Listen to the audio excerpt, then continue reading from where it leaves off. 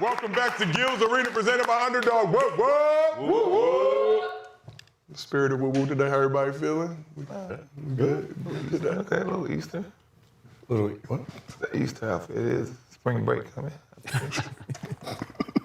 This, I will say, it's good to see them back in the arena. Good. Kudos to them. Little poor outfit. Damn. It's like very fashionable. Yeah, you know. Wait, You don't what? understand. Oh, shit. Skip in this building. You know it's about to be some stuff. That's what the young kids wear. This was, yeah. No, they didn't. I look young, I could fit in. You just going in the back of your trunk, just grabbing a shirt, pants, and shoes, and then coming here saying it's fashion. He got a Laker hat. He got This Bobcat ain't just shoes. a regular Laker hat. He got though. Bobcat shoes. Got flames on it because they balling right now. He got Duke pants. Yeah, Lakers is balling. We on the winning streak, so they got flames on I it. get it, but it's not fashion. It's just going in the back of the trunk, man. Just grabbing clothes. Put this on. Where's Keon Martin? What's going on? Where my man at, man? Huh? It's all right. Still clean. It's all right. That's an important part of the process. Hey, but you gotta stop matching like what, pink on pink. It is 100 degrees out there. Yeah. You know how hot it is. It's hot as hell outside. But It's only hot when I come outside. It's only hot when I get around y'all. You know? He be in air conditioning up until you get in the car. He was like, I don't feel shit until I get outside and start sweating. but this is Gills Arena, presented by Underdog. Whoop, whoop. I'm merely your host, Josiah Johnson. We got NBA legend and ARC Raiders most wanted, Gilbert Arenas here with us. Yes, sir. They increased that bounty? Huh? They increased the bounty? I think so. Because no one got me last night, and a couple more. Unfortunately. Yeah. We got NBA champion of the world, Yeah, the only one. Swaggy P, The only one. representing the YNBA. So you see how Swaggy P said the only one. Hey, talk your shit, man. Because he's the only one that got a championship on this arena. And let me say this, without Swaggy P on the show, man, they would be kind of, boring. He make it funny. The only one on the couch to be an NBA champion. Like Jordan over here. And we got the man they call Cemetery Larry, NCAA champion of the world, Dr. Rashad McCants, PhD. That was easy. And we got a special guest here with us, making his second appearance in Gills Arena, Titan of the sports media game, Skip Bayless, back on the couch. Skip Bayless, you know it's about to be some fireworks. It's about to be some fireworks. I'm watching this in real time. I ain't had time to look at it, so I said I'll come on and react to it in real time. But it's about to be some fire. Allow me to say, I had the privilege and the honor of covering Michael Jordan at his greatest in Chicago. I got to know him. I got to even have him return my phone calls. And this is the coolest thing I've ever done NBA-wise. That transcends even that. Hey. Skip, hopefully you didn't. That's a good compliment. That's a good compliment. Like I said, man, I don't agree with a lot of things Gil do or say or how he move, but at the same time, I give him props for what he have established. Gotta give him props. Watch the show yesterday. Yeah, glad you didn't go yesterday. Glad you missed out yesterday. We get turned up in here. You watch it? He would have never returned the call. Just in case you miss it. Hey, Shook, can you come over here a minute? Shook, bring your black ass over here for just a minute. We're not doing this again. I'm sorry. Hey, Shook was like, hey, so you need a mic? No, I don't need no mic. Not for this. Not for this. Last but not least, representing Tough Crowd, card-carrying country club member, we got Mr. B, Brandon Jennings, Yes, sir. back here with us. Hey, Brandon Jennings be funny sometimes too. He do. A lot of things to discuss. Here's what's cracking in Gills Arena today. Wemby says the Spurs want to win everything, and he wants the MVP and Defensive Player of the Year. How close are him and San Antonio to accomplishing those goals? Russell Westbrook moved in the top 5 in career assists. Does more respect need to be put on the Brody's name and game? And Seattle and Las Vegas may be on the verge of getting expansion teams, but is this a good or bad move for the league? So let's start this thing in San Antonio. Spurs beat the Clippers Monday to secure their first 50-win season since 2017. After the Spurs win over the Hornets Saturday, Wemby joined the NBA on Prime's Nightcap crew and offered some insight into his and his squad's mentality for the rest of this season. What's next, and what's your mindset, and what are you doing to accomplish that goal, whatever it may be? Oh, what's next? It's pretty straightforward. I mean, we want to win. We want to win everything, and we got one disadvantage is that we don't get experience. But that could be an advantage too, because if we don't know if it's impossible, we might still do it. You know what I mean? Yeah. So, right now in my mind is taking great care of my body, because I also want to win the MVP and the Defensive Player of the Year. So, I'm trying to press the gas now from now on until the end of the season. Really take care of my treatment, take care of my sleep, take care of my routine, and show up for my team. So in the 5 games prior to Monday night, Wemby was averaging 33 points, 11 rebounds, 4 blocks, and over 1 steal on 55, 47, 81 splits, while shooting nearly 10 threes per game. He cooled off against the Clippers, still had 21, 13 boards, and 4 blocks. Spurs nearly tricked off a 24-point second-half lead, still got the dub. After the game, Wemby had this to say about San Antonio getting to 50 wins for the first time in 9 years. He said, "There's growth. There's still not enough. I want to get to at least 60 to balance out my rookie season." Spurs got another game closer to 60 Tuesday night. Blowout win over the Kings. Wemby played 22 minutes, had 18 and 8 boards. San Antonio, 19-2 in their last 21 games. Just 3 games behind the Thunder for the top spot in the West. Look, Wembley getting in. Everybody know Wembley getting in. And I'm not taking nothing from him, but looking, let me say this, somewhat into the future. One thing that Wembley, I believe, even though he's a bucket getter, even though he's doing his thing, I'm just looking at his frame. One thing I see that he needs to begin to dominate, more importantly than what he do on the court, is his body. His body. See, his biggest battle is not going to be skill-wise. His biggest battle is going to be his frame, his body frame. And what he needs to do is add functional strength, okay? Which going to give him core stability, which is going to allow him to have lower body strength, which is going to allow him to have endurance to go deeper in playoffs run. See, when you got a frame that don't match up with your skill, a lot of people don't talk about this, and this is why LeBron James spends so much money on his body. When you got a frame like that, it can take a toll on you if you don't know how to use that skinny frame to the best of your ability. And down the stretch, what will end up happening, hear me out, is that when you go deeper into the playoffs, somewhat your level of competition, your level of play begin to diminish because endurance come into play. And we see this happen with Kevin Durant when they went against the Lakers, how the Ron Artest wore him down. Yes, he still got buckets. I know that. Yes, he was able to get above 25 points a game against Ron Artest, but he struggled against Ron Artest because of his frame. Ron Artest wore him down. And when Kevin Durant understood that and began to work on his body frame, okay, and worked on endurance, that's when he was able to continue to be Kevin Durant from the beginning of the season, even down deep into the playoffs. So I think this is one thing Wembley need to focus on, okay? Now, far as team-wise, the Spurs just getting to 50 wins since 2017. Now, I know they have the young fella named, I think it's D Fox. He's good. I think he averaging around 18, 19 points a game, something like that. But when you talk about winning the championship, when you talk about going deep into the playoff, I want y'all to hear me.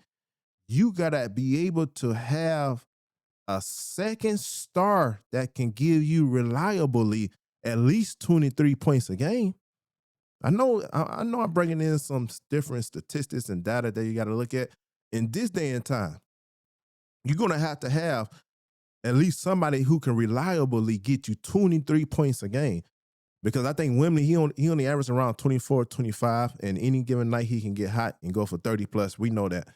But you're going to need somebody consistently in a playoff run that can get you at least 23, 24 points a game. Because this NBA, as we know, is an NBA that's predicated, built off of offense. People is not really taking defense serious no more. And because of that, since teams is not being held because they was more competitive, they had that dog in them because they took pride in defense in bygone days and past eras in the NBA. So team was only averaging around 80-something, 90-something, maybe even crack 100. So it was okay for you to have your next second star to average 16 or 17 or maybe 18, 19, and you still be able to win a championship because the team was more focused on being competitive and more focused on stopping people. But in this era with the NBA, right, being fast-paced, jacking up numbers, getting buckets, you're going to have a second star averaging at least 20 to, I said 23, but I'm going to say at least 23 to 25 points a game because they're going to help take pressure off of Wembley, okay? They're going to help take pressure off of them. And with that pressure not being on Victor, right, being able to have that sidekick who can chip in 25, close to 25 a game, now you put Wemby in a position where he don't have to worry about double team as much. Don't have to worry about teams focusing and keying on him as much, which would help free his game up to do what he need to do as being the main guy on the court. As the main guy on the court. And a lot of times, I know y'all may not see it, but a lot of times when you're watching the Spurs, you know, if it ain't up and down and, you know, Wembley getting the ball on the wing and doing what he just, you know, I don't think he really got a go-to move in the half-court set. Because when you go to the playoffs and you compete in the playoffs, you got to have a half-court set. When people really start trying their best to sit down, I don't think he got a go-to move. I don't think Wembley got a go-to move. And most superstars who was big at willing their team to champion, all right, or to the ship, I should say, they had a go-to move. They got a go-to move. I can point out a few people. Jordan, go-to move, going in the post, fade away. When we need a bucket, give it to him in the post, go-to move. Kobe Bryant, same thing. Give it to him in the post, go-to move. Huh? Even LeBron James got a go-to move. You need a bucket, you desperate for a bucket. Down in Miami Heat, down with the Cavaliers, put the ball in hand and let him bulldoze himself to the hole and get a bucket. It may not be the way you wanted to, but he still had a go-to move. Ain't many people could stop LeBron James when he get the ball in his right hand. He just go. And I'm talking about when he was in his prime. Go-to move, Shaq. You need a bucket. Oh, give it to him down on the post. Go-to move. Even Tim Duncan had a go-to move. So I think if Wemby would begin to develop a go-to move that you know without a shot of doubt, we get down, we can get him a bucket. Man, I'm trying to tell you. But let's get some more of this. But let's get back to his comments about winning a chip, MVP, and Defensive Player of the Year. Gil, when you look at Wemby year 3, do you respect Wemby's mentality, both for his individual and team aspirations this season? I mean, it's a great mentality, right? First 2 years, like we seen so much promise in what Wemby was bringing to the game. I think after the rookie season, we were like, yo, there's gonna be a year where he sweeps it, where he's gonna win every award, block, rebound, defensive player of the year. He can win a scoring title, MVP. Like there's gonna be a year where he's gonna do something that's just haven't been done. Western Conference Finals, you know, MVP. Is this the year? No, I don't think he's mature enough in his game, right? You know, the mentality's on its way, right? See, I basically saying the same thing I said. Basically saying the same thing. This year, no, I don't see him win the championship. You know, you're talking about, you know, every great player, right? Remember, they had the first 3 years, besides Magic and Tim, but more Magic because Magic was a young player coming into the league. He was, you know, the NBA's first baby when it emerged.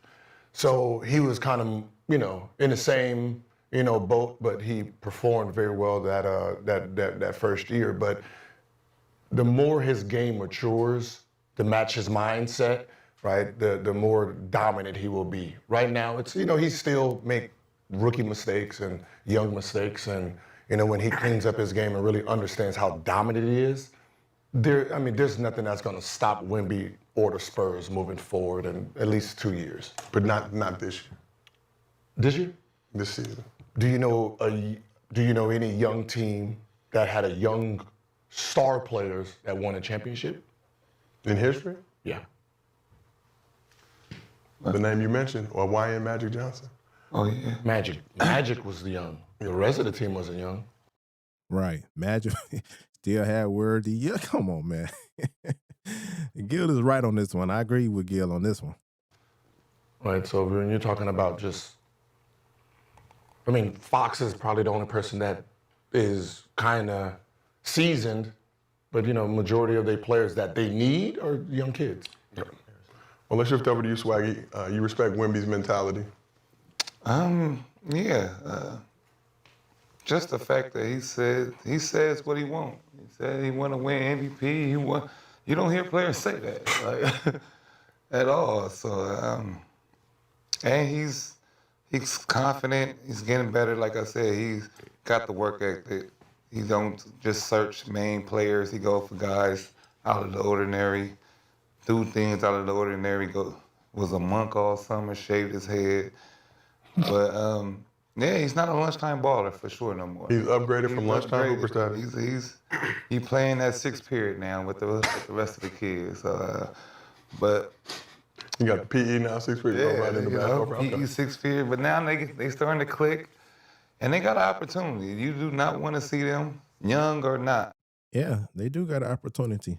They do, but I'd be surprised. I would eat my words. I would come back on here and say, gotta give it to him, but I don't see it right now. I don't see them being able to win the championship.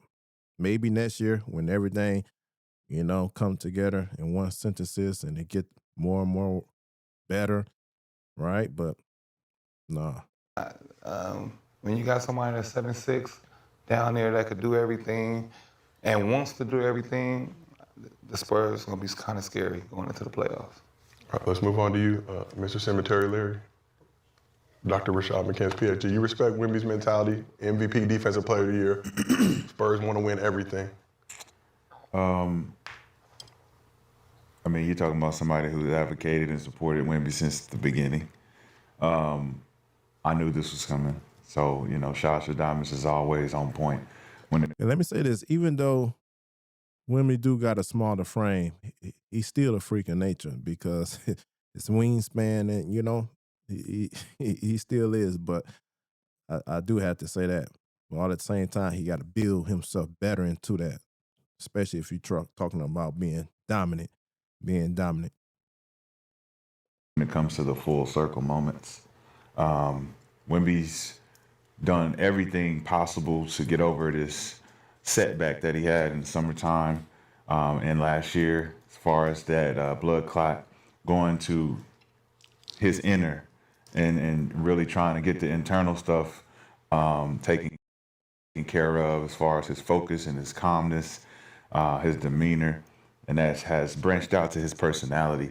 And it's allowed his teammates to really follow him now. When you talk about leadership, he's really, I don't think it's an age thing with him. I think it's a preparation thing with him. To be able to go from not knowing whether you're going to play again to now finding some maturity and taking advantage of being grateful for the opportunity to play basketball, I think he has stepped up to that plate, and I think he's deserving of the MVP. I think he's deserving of Defensive Player of the Year.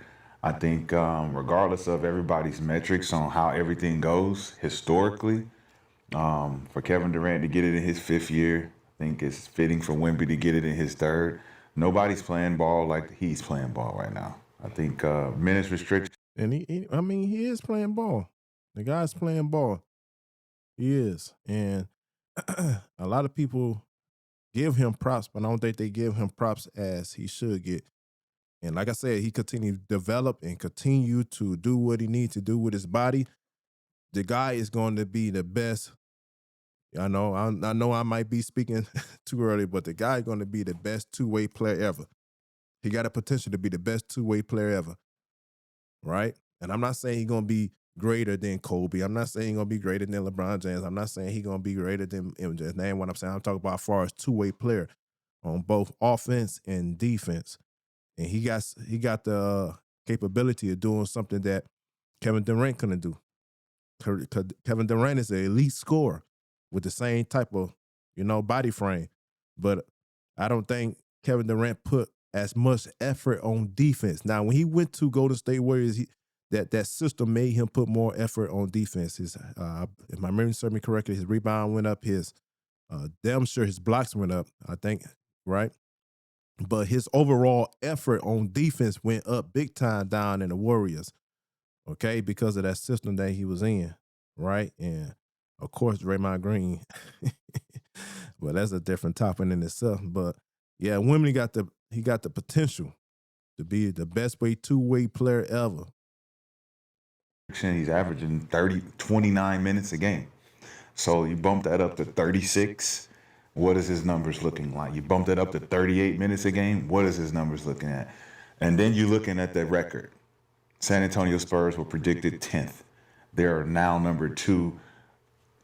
I'm 3 games back from. And how he moved, Wemby, how he moved, right? Like I say, he put forth the effort. He could be that type of guy that can guard position 1 through 5. Just imagine if he had put more effort in being a rim protector, right? Saying, you know what? Not only do I want to be the MVP, but I'm going to go out here and try to be the defensive player of the year. Now imagine if he put his mind to do both of them.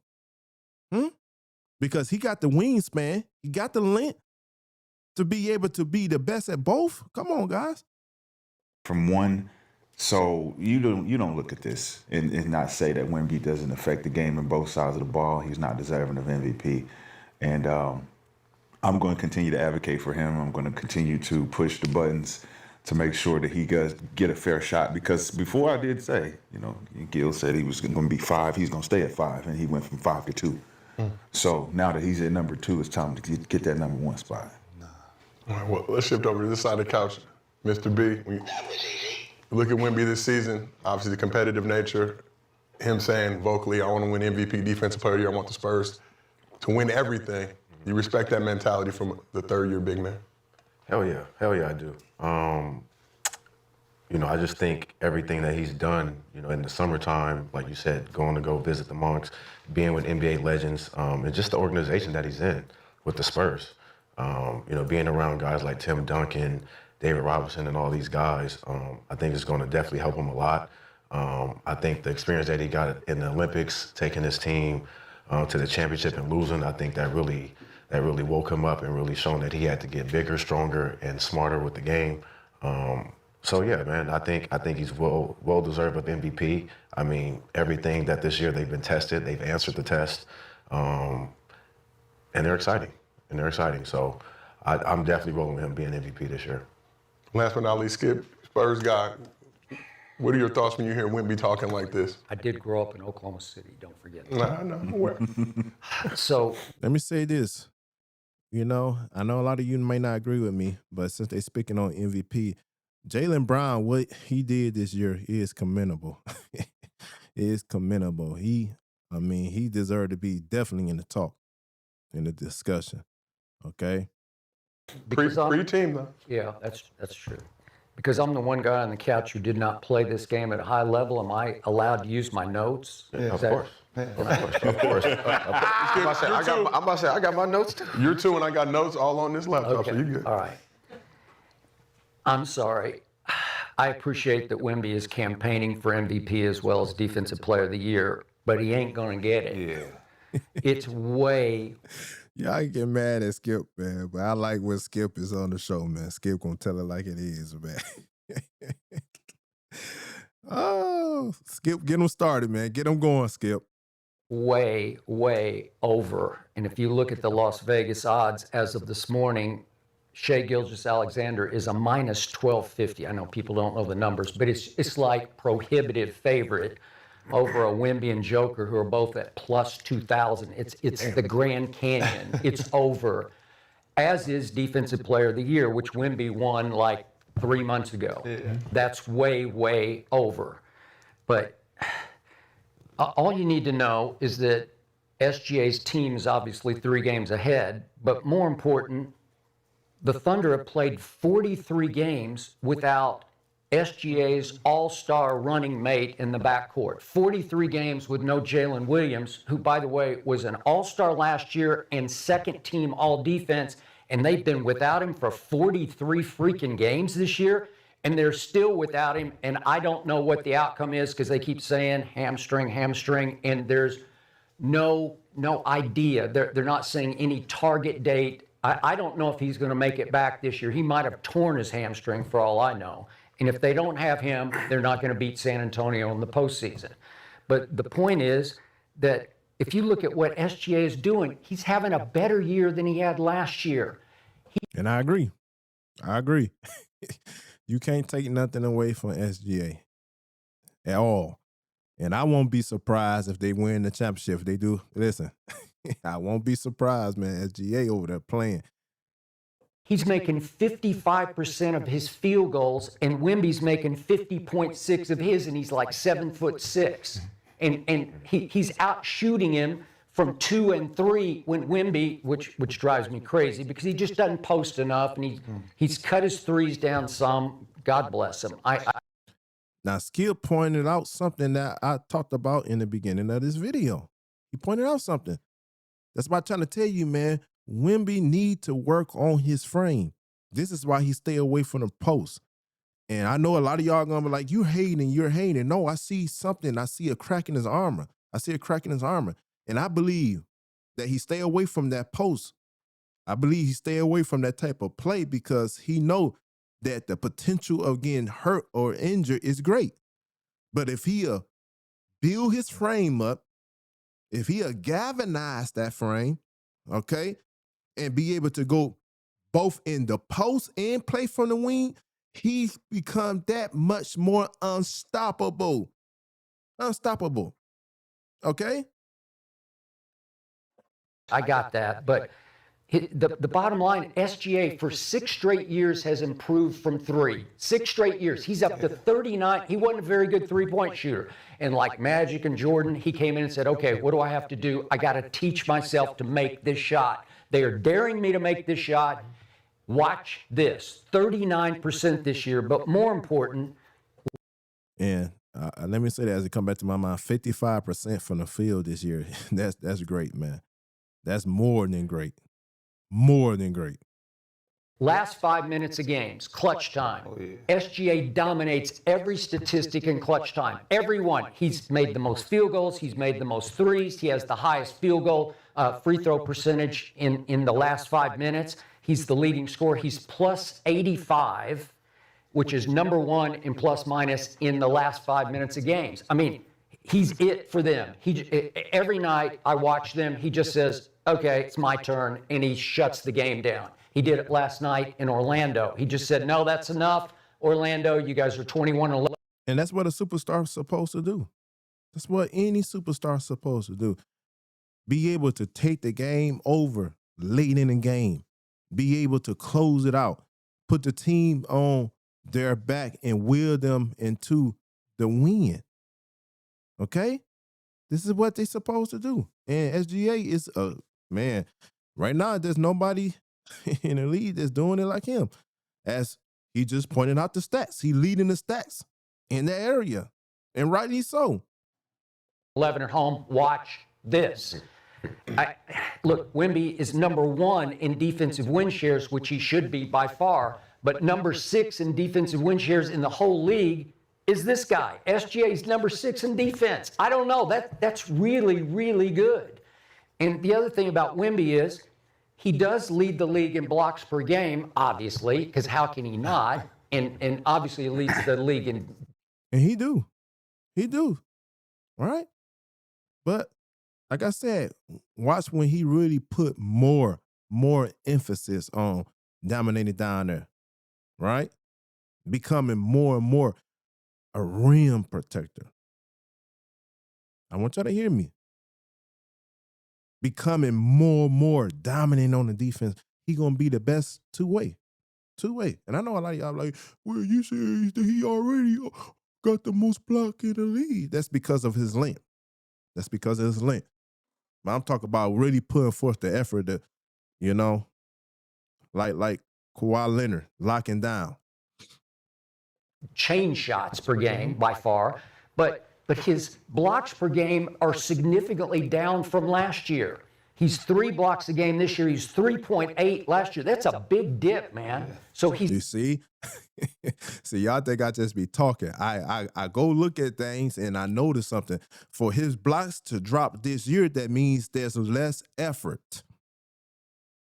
I know that's why you got to stay listening on. When you hear something, don't try to jump off right away or try to click off. You don't know what he's talking about. I do know what I'm talking about. Skip is bringing it up to you. There been a drop. And if there's a drop, that means there's a drop in the effort. And most people, as year go on, as they get more into themselves, there's an increase in their effort. There's an increase in scoring. There's an increase in rebounds and so forth, because they coming more into themselves. So with Wemby, it shouldn't be no decrease. You should see more because he's younger and still growing. So that's why I said what I said. Don't throw stones at me. He's not doing it at the level he was last year. And the final thing I'll say about him is when he decides before a game, as he did in 4 of the 5 Thunder games, when he decides that he's going to play tonight, he plays his ass off. You see that?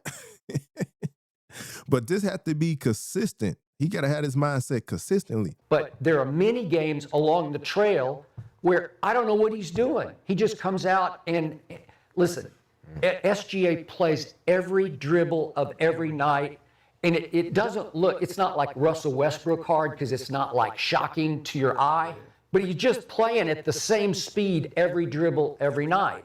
So to me, he's still it, and his team is still it, and they added Jared McCain, and I don't know if you guys have been watching, but he can score the basketball. He can shoot it. And he defends at a higher level than I thought. So now they go with their death lineup with that when SGA rests.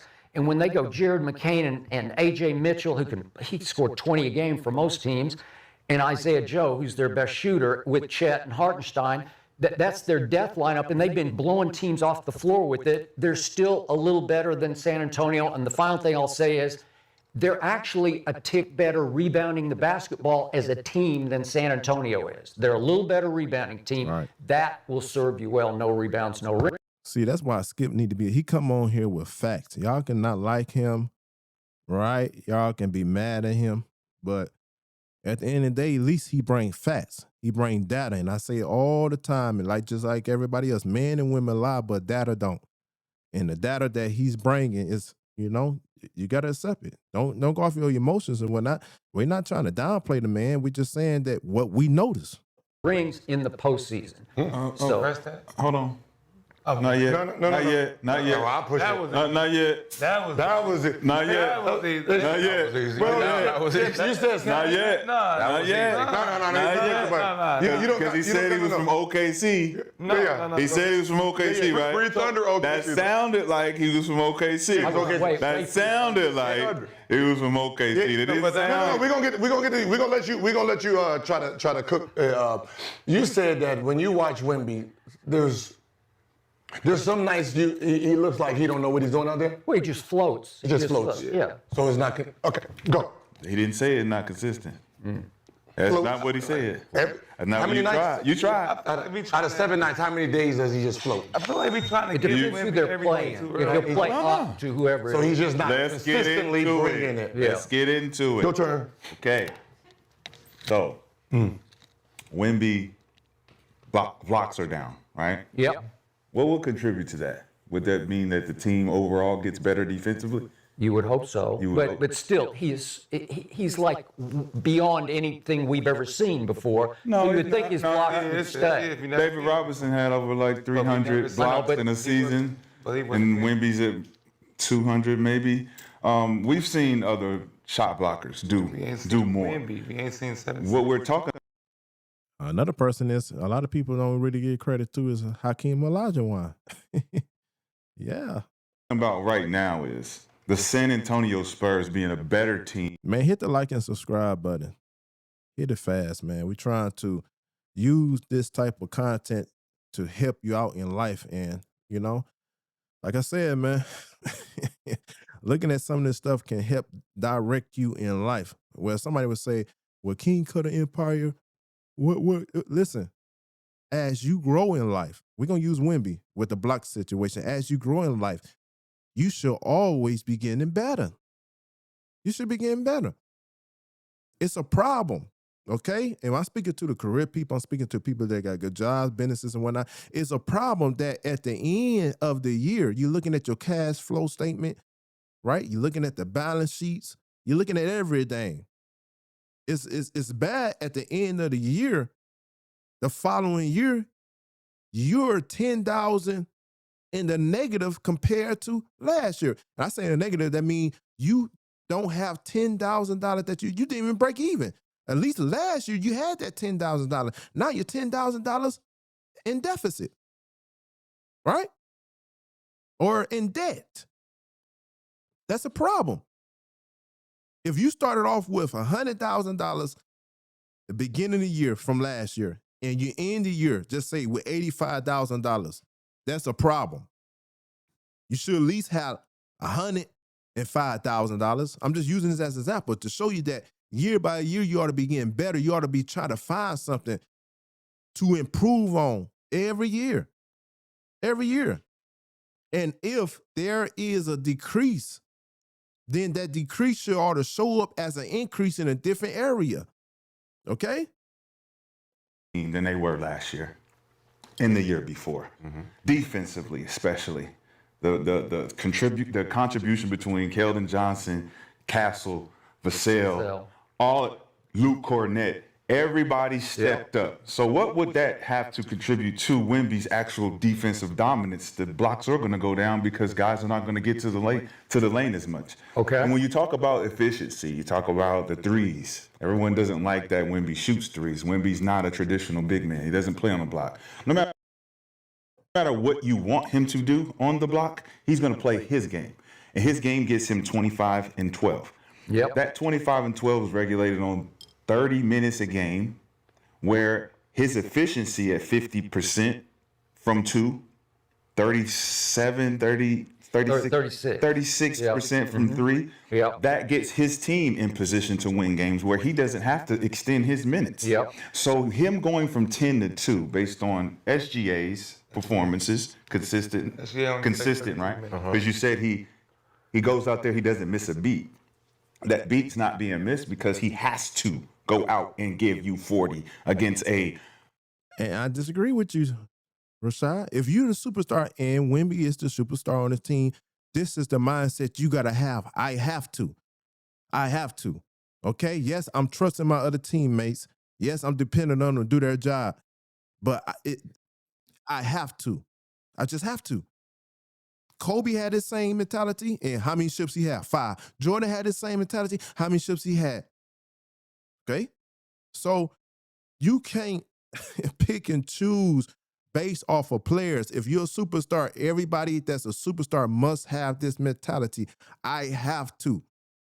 I'm not affording myself no opportunities to take off. No. Orlando Magic, when Chet 20 and then everybody else is.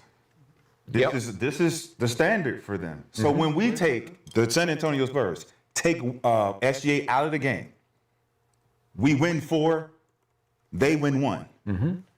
We don't speak about that record when we talk about that actual match. Okay. We won that record. We won that. So Wemby did his job when it came down to dominating OKC. When we talk about the MVP matchups, nothing has changed with SGA. Even though you say his numbers has went up from last year. What you mean? You just said. Come on, man. This guy, he's double talking about and nothing changed. Something have changed and his numbers went up. That means there was a change. He had to do something different in order for his numbers to go up. So has Wemby's. So the difference now is we went from 10, we're at 2. You're at number 1. We're chasing you. No doubt. You lost your guy. Lost our guy. So you lost your guy, but when he came back, that's when we beat y'all last. Yeah. But he came So back. then he left. Wouldn't that Okay, be what- more in Shea favor if Right. they lost their guy? Yeah. When you had your guy come back. But he wasn't 100. Right. When he came, I don't want to hear no Right. Come on. That's why I like Shaggy. Shaggy tried to keep people neutral. The guy wasn't 100%. Come on, man. excuses. That's like beating Boston I right now. don't want to hear no excuses. Hey, yo, When you come back on the floor, the team was worse. Okay, but he came back off wrist surgery and then needed another wrist surgery. listen. Okay?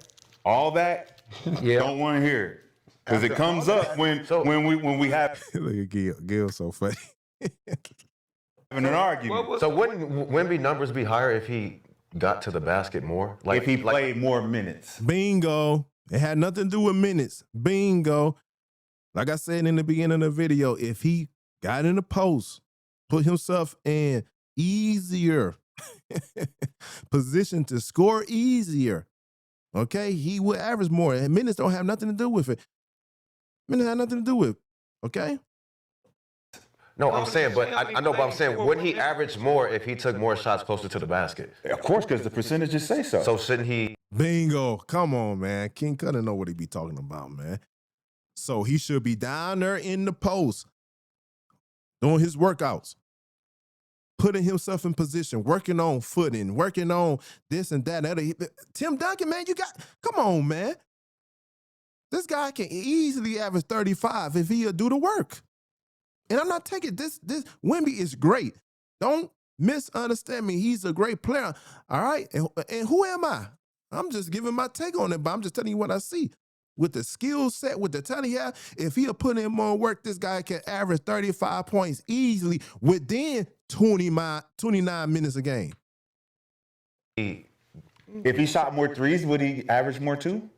I don't know. No, He's he shooting shot more 36%. He shot more I mean, last year. He's shooting 36%. But isn't it a The higher numbers- but isn't it a higher percentage for him if he's closer to the rim? Well, both sides is higher percentages if he plays more minutes. He's going to shoot more. He's going to be more available. He's going to get to the free throw line more. Everything increases for Wemby if he plays. Listen, he's not hearing what Brandon's saying.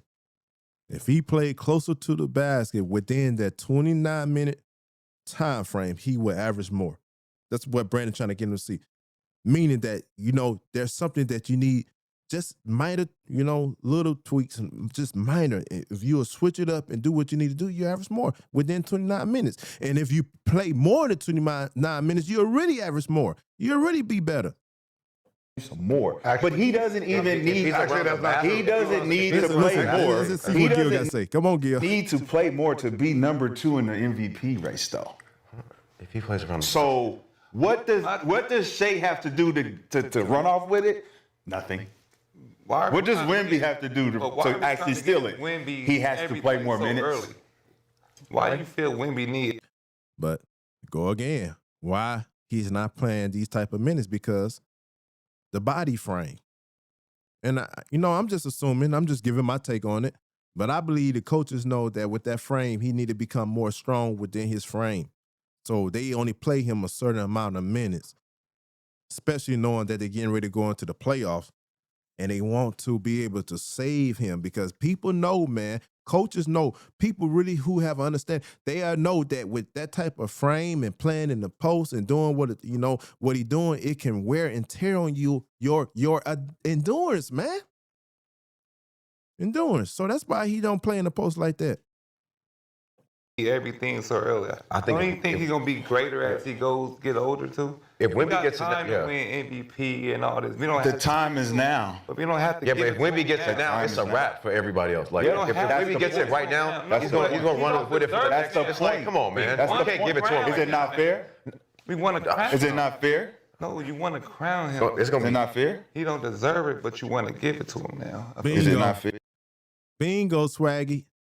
He don't deserve it, but you want to give it to him. And I understand, man. The young fella, man, he doing his thing. But come on, we got to be real. Here. I mean, what about Jaylen Brown? Yeah. See, What he doing football? somebody brought it up. I talked about Jaylen Brown. What he did, man. What he doing this season. Listen. Got to give that man props. Hey, Is it not fair? There's number 2. And well, he look, averaged- we're 2-0 against them. But he averaged more. We're 2-0 against them. Who? You should. The Celtics. 7-6 versus a 6-6 person. 2-0. You are? What are we talking about? Team. Yeah, team leaders of the team. So, Rashad, how do you explain that the Spurs have beaten the Thunder 4 out of 5 times and they're 3 back of the Thunder? What does that tell you? That tells us that the scheduling and the teams that we've played when Wemby were out, we lost. We lost games we weren't supposed to lose. And that's actually a great point, because I was looking at that and saying to myself, damn, we lost a bunch of games we shouldn't have lost, and yet we're still number 2. So if we'd have taken advantage of those games that we didn't take for granted, we would be number 1. How many teams could lose an all-star, second-team all-defense for 43 games out of however many they played? There's 13 to go, but 43, more than half the year, and still lead basketball by 3 games. Yeah. I would say the Boston Celtics, They don't lead by 3 games. and they don't, but damn, they're close. In the East. That's a comparison. In the East. That would be my comparison. Jaylen Brown being similar or not better than SGA. To your point, Jaylen Brown has had an incredible year. Yes, he I has. know I ran into one of the Celtics owners during the All-Star weekend here, and he said the biggest shock to us is that Jaylen Brown, I think he's 29, got better at 29 than he's ever been. And he said, you just don't ever see it, where somebody takes a leap after he's been a really, really good a finals MVP player, and he took a leap.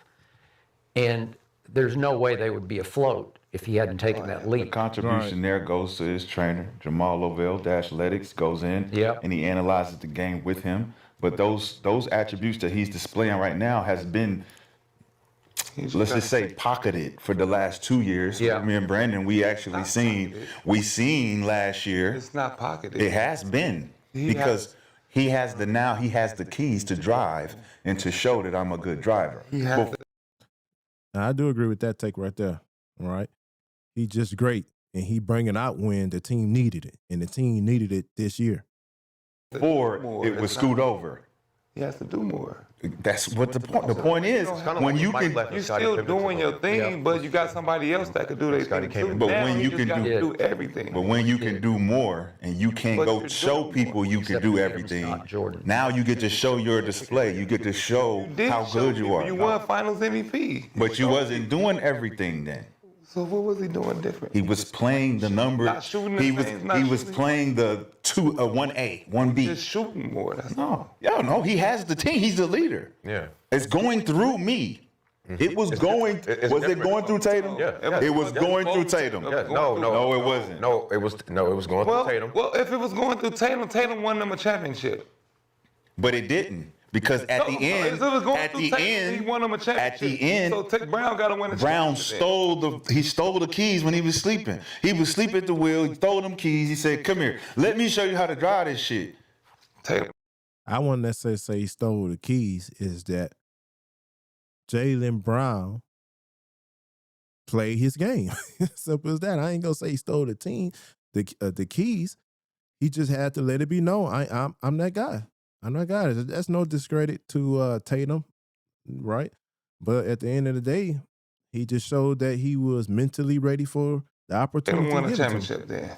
They won a championship. Or now it's they. But whose car is it now? Both. In my opinion, this is just my opinion, it's always been Jaylen Brown car. Always. That's just my opinion. But I think when you sit down and listen to Jaylen Brown speak, he's very intellectual, very educated man. And I believe that his perspective and his approach just to life shows up on the hoop court. And so where it may seem as if the offense or the team is being run through Tatum, it only seemed like that because of Jaylen Brown's way of thinking, his approach to life. And he know that it put Boston in a good position. But he also know at the end of the day that he's that guy. And so even though he may show deference to Tatum, he know that when it's time for his number to be called on, he going to will them to what need to be willed to. So I want to say that, Tatum had the driver's seat or Jaylen came and took it. No, I think he let him drive. He like, this is my car, but I'm going to let you drive. Whose car is it now? Whose car is it now? Just like I said, always been Jaylen Brown car to me. He just said, come on, Tatum, you my boy, you my guy. You can drive. Drive me around. But when it's time, give me my keys back. I'm taking the driver's seat because this is my car. It feels like Jaylen had to move over and let Tatum drive again. Come back in. He had to come back in because it's our car. Essentially, it's our car, but I got the keys. So when I got the keys, it's my car. You don't get to change the songs, bro. It's my playlist that plays. No, that's what you want. Yeah. It's my playlist. There's one. You can request a song. You can say, could you play this? Nah, man, we playing my shit right now. So that means we got to win the championship. No, this is who He Carter got to is. play. Next year, it'll be equal opportunity for us to do the coin flip and say whose playlist we're going to play. We're going to do it like this. We got one that's a 5-star, a 5-time All-Star, 1-time All-NBA player, Eastern Conference Finals MVP, Finals MVP. Then you have another one that says 6-time All-Star, even though he missed this year, 5-time first-team All-NBA, meaning he is the #1 player in his position, All-Star MVP, Eastern Conference Final MVP.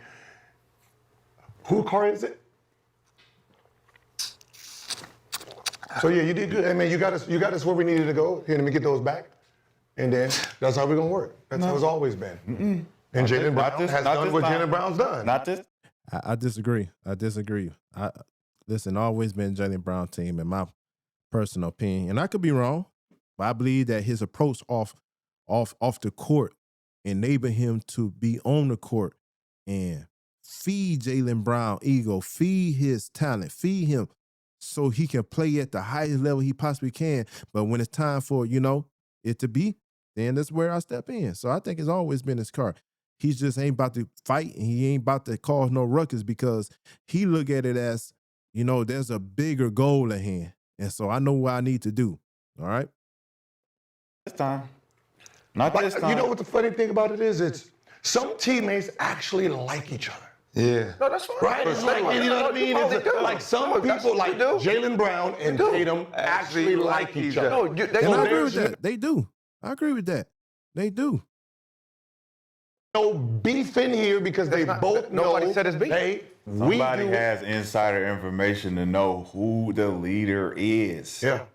Who the leader is. Yeah. Who the guy is like. And like I said, with the type of person that Jaylen Brown is, he is the leader. He is the leader. But as the leader, he's saying, Tatum, come on. I need you to do what you need to do. I need you. Just like Magic Johnson. When Magic Johnson, he knew in order to win, I got to get Kareem going. And if Kareem is not going, we're not going to win. So you got guys like that. Hey, he takes, when I go do this and give this energy, he's like, okay, that's what we on today. We on this energy today. I don't think it's. But when you got the talent, you can just go be on your own energy all the time. Jason Tatum has the talent to just lead by example. Jaylen is the leader of the Warriors. Jaylen Brown is the general. He is the, Yeah, hey, I agree. We're going to do this. Hey, we're going to rotate on here. Hey, guy, you got to be here. That's this. But he has the talent to get behind that. He's not just Draymond. UP talking about Draymond. Come on, man. He has the talent to be like, hey, JT, But you saying if we go ones, you might not get a game, bro. But you saying leader like If we go ones, you might not get a game, bro. Might not. That's not. You might not get a game, bro. That's not reality. But that's the talent. The best person on the team. Like you saying leader. No, the leader means that I am the best suited to push us in this direction. Yeah. Just give me the ball, and I'm gonna lead us in No, scoring. he's already tried that. right. That's what I'm saying. We won the championship when we did that. No, he didn't. No, he wasn't doing that. Give you the ball and just score the Did ball. he lead him in scoring? Listen, bro. Did he lead him in rebounding? Did you watch the game? Did he Don't rebound just and look assists? at the box scores, bro. That's not what happened in the fucking finals. It did. No, it didn't. It did. Jaylen Brown led the team. And what? Everything, bro. Okay. Let me look. Not stats. I'm not going to the box. We're not going to the box score. We're not going but, to the hey, facts. let's play the highlights. Let's go watch the game. Let's see why this possession went this way. Who was guarding this guy? Why did he miss these shots? Who made that play and this play? Who made these big shots? Let's go back. Let's not just look. Let's not be the box score people. Let's not go and be like, look at the back. Look at this. Let's watch the So game. you said who passed it to him, right? Passed it to him, that's called an assist. So he had more assists. Who got key rebounds? I'm just We're talking. What they missing, what they not getting is that Jaylen Brown, he won the Finals MVP for a reason, man. For a reason. Meaning that he had the biggest impact on the floor for Boston Celtics. Yeah, Tatum may have more points and this and that, but when you look at it and go look at it, he had the biggest moments on the floor. Jaylen Brown did. He had the biggest impact. Okay? So that's what Rashad McKinnis is trying to get them to understand, and I think they're having a hard time understanding that right now. Hoop, man. So what yours We're not is, talking stats. Okay, so yours is just fantasy. No, we're talking hoop. We're talking watching He's the saying game. both ends of the floor, basically. He's not talking about the stats. He's Have you talking ever about both sides. have you noticed that no one's ever called Tatum out for his lack of defense? No. You remember who was guarding? You remember they put Tatum on Gafford? Gafford could not take advantage of Tatum in the post, so they couldn't do what they wanted to do. Dallas couldn't do what they wanted to do. Gafford as a fucking offensive They player? roll and switch. Because Who is Gafford? because they wanted to go small. They wanted them to go big, so they were trying to post Tatum up early, and it didn't work. That's why so many switches are happening. And Why didn't it work? because Gafford Tatum don't plays average 20 points in the Because post. Tatum plays defense too. What are you talking about? Gafford is not a post player that's going to give you 15 points on the post on jump What hooks. is Gafford average? Don't matter. He got a big and a guard. Yeah, it do matter. Got a big. It do matter. DeAndre Ayton. Man, you got to, man, they not understanding what he's saying, but I mean, if my memory serves me correctly, go back and check it out. The plus minus, Jaylen Brown was significantly higher than Tatum's on the court during that series. If my memory serves me correctly, I could be wrong. Go fact check me, but his plus minus was significantly higher than Tatum's. Okay, I think it was about 1 point something. But I mean, I ain't gonna say that's significantly higher, but it was higher, meaning that Jaylen Brown impact on the floor during the finals was much better than Tatum. Okay, because he's the general. Clint Capella, we not like throwing you- it that's down like there. you posting We're up not there. throwing it down there to It's you. like you posting up the BJ, right? No, it's not, because I'm going to get a bucket. But the height. Ain't no height, no nothing. It don't matter. It could be him or it could be you. It don't matter. I'm getting a bucket down there. The gas chamber, nigga. Hey, you remember we had Xavier Tillman here, right? And he said he thought Tatum didn't play defense until he got there and realized how great of a defensive player he was. Tatum has always been a two-way defender. Yeah. Just Brown is better. So you don't look at Tatum. It's like the 96 Bulls, right? Jordan Pippen is so good, you didn't realize Ron Harper was a lockdown defender also. I did. Well, I did. No one realized. I mean, that's Like, what- right, that's what I'm like, saying. He should be If we know all who- defense too, but Bro, you got it like don't Jordan make no Pippen. sense, because if you know hoop, you know fucking Ron Harper played in other teams other than the Bulls, and he was a great defender before he got there. He was both. He was both. No. He's always he was been both, a two-way player that can lock down and get buckets. But- when we get to the Bulls, Man, I got to regulate myself as one of the silent anchors. I'm a silent anchor. I can play behind Mike and Scotty and help them on the weak side because I know what I'm doing. Jaylen Brown and Jason Tatum, like you said, Tatum can be a good defender. He is a good defender. I can be. He But is. we know who the better defender is. So, Gil, 99 and 90, you're 90. That's 9 points. Gil, what was the difference? He arguing from, just move on, man. Come on, man. Because you're not going to get them to understand what's going on. We talking about impact. It's there has to be a reason why Jaylen Brown won the Finals MVP. Come on, guys. Come on. Difference in that finals? What was the key difference in that finals was that Jaylen Brown took Luka and destroyed him. He shot, 7 of 29 from three, and even down to the closeout game when it looked like Luka was going to go back in. Jaylen Brown's over on the bench saying, put me back. I want him. I'm going to make sure he doesn't get another bucket. It was him. And I was rooting for Dallas because I love Kyrie. And the guy who always scared me game after game was that guy, Jaylen Brown, not Tatum. Because Tatum's going to shoot a lower percentage. He's going to shoot more. And go look at this series. Go look at this series. I think Tatum's averaged around 19 shots a game, and Jaylen Brown averaged around, I think it was either 15 or 16. So he for sure shot the ball 3 times more than Jaylen Brown. But I think Tatum percentage was around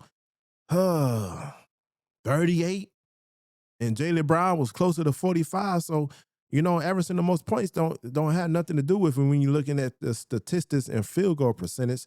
If Jaylen Brown shot the same amount of shots as Tatum and shooting at a higher percentage, around 45, where Tatum was around 38, then yeah, Jaylen Brown would have averaged more points.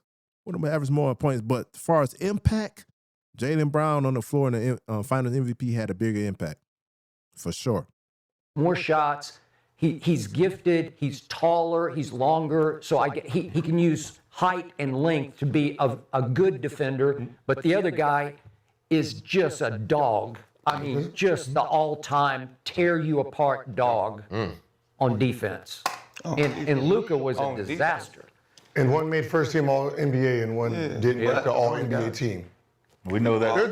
There's we one know that's biased based on the voters. No. We're not going to keep using that. Hey, stop with the voter shit. Who voted him most? Who voted him Finals MVP in Eastern Conference Finals? So stop using the voter shit. So we're going to use it? Did they vote for him to win Eastern Conference Final MVP? Yes. Was Jaylen Brown? Was Jaylen Brown? MVP Was Jaylen Brown all defense last?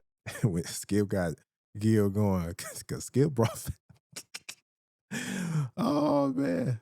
Let me say this, guys. Let me say this. Let me use this as a teaching moment, because you're the loudest person in the room don't mean you're right. Okay? And a lot of time when somebody get Gil with data or facts, or they win an argument, Gil try to be the loudest. Being the loudest in the room don't make you right, okay? At all. Last year? No. Did they vote for him? No. He was not. But he was a clear all NBA defender. Clearly. Yep. He did not make all defense. The year before that, he said, I'm spending this whole year playing defense to prove my two-way player that I am in this league. This year was, I'm going to show y'all I'm a clear-cut MVP. Now I can play both sides of the ball, and y'all have seen it clearly. So now, not to get the credit for it would be based on what? Jason Tatum being on the team? Don't use the defender. Don't use. But I'm saying is, don't use. Made all defense. Come on. Don't use Jaylen Brown not better than him?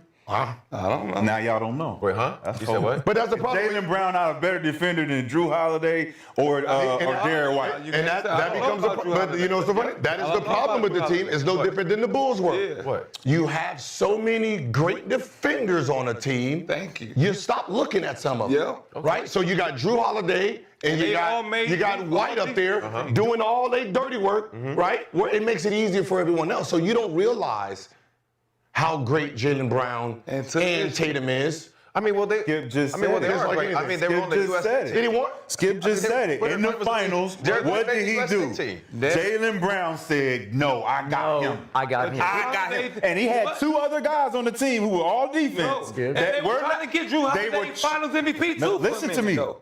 These 2 other guys were not guarding Luka. Hey, that was. Was they trying to give Drew Holiday Finals MVP too? These for a minute, to that third, These game? 2 other guys were not guarding Luka. Everybody was It going don't to matter who they were trying to give it to, who ended up getting it, okay?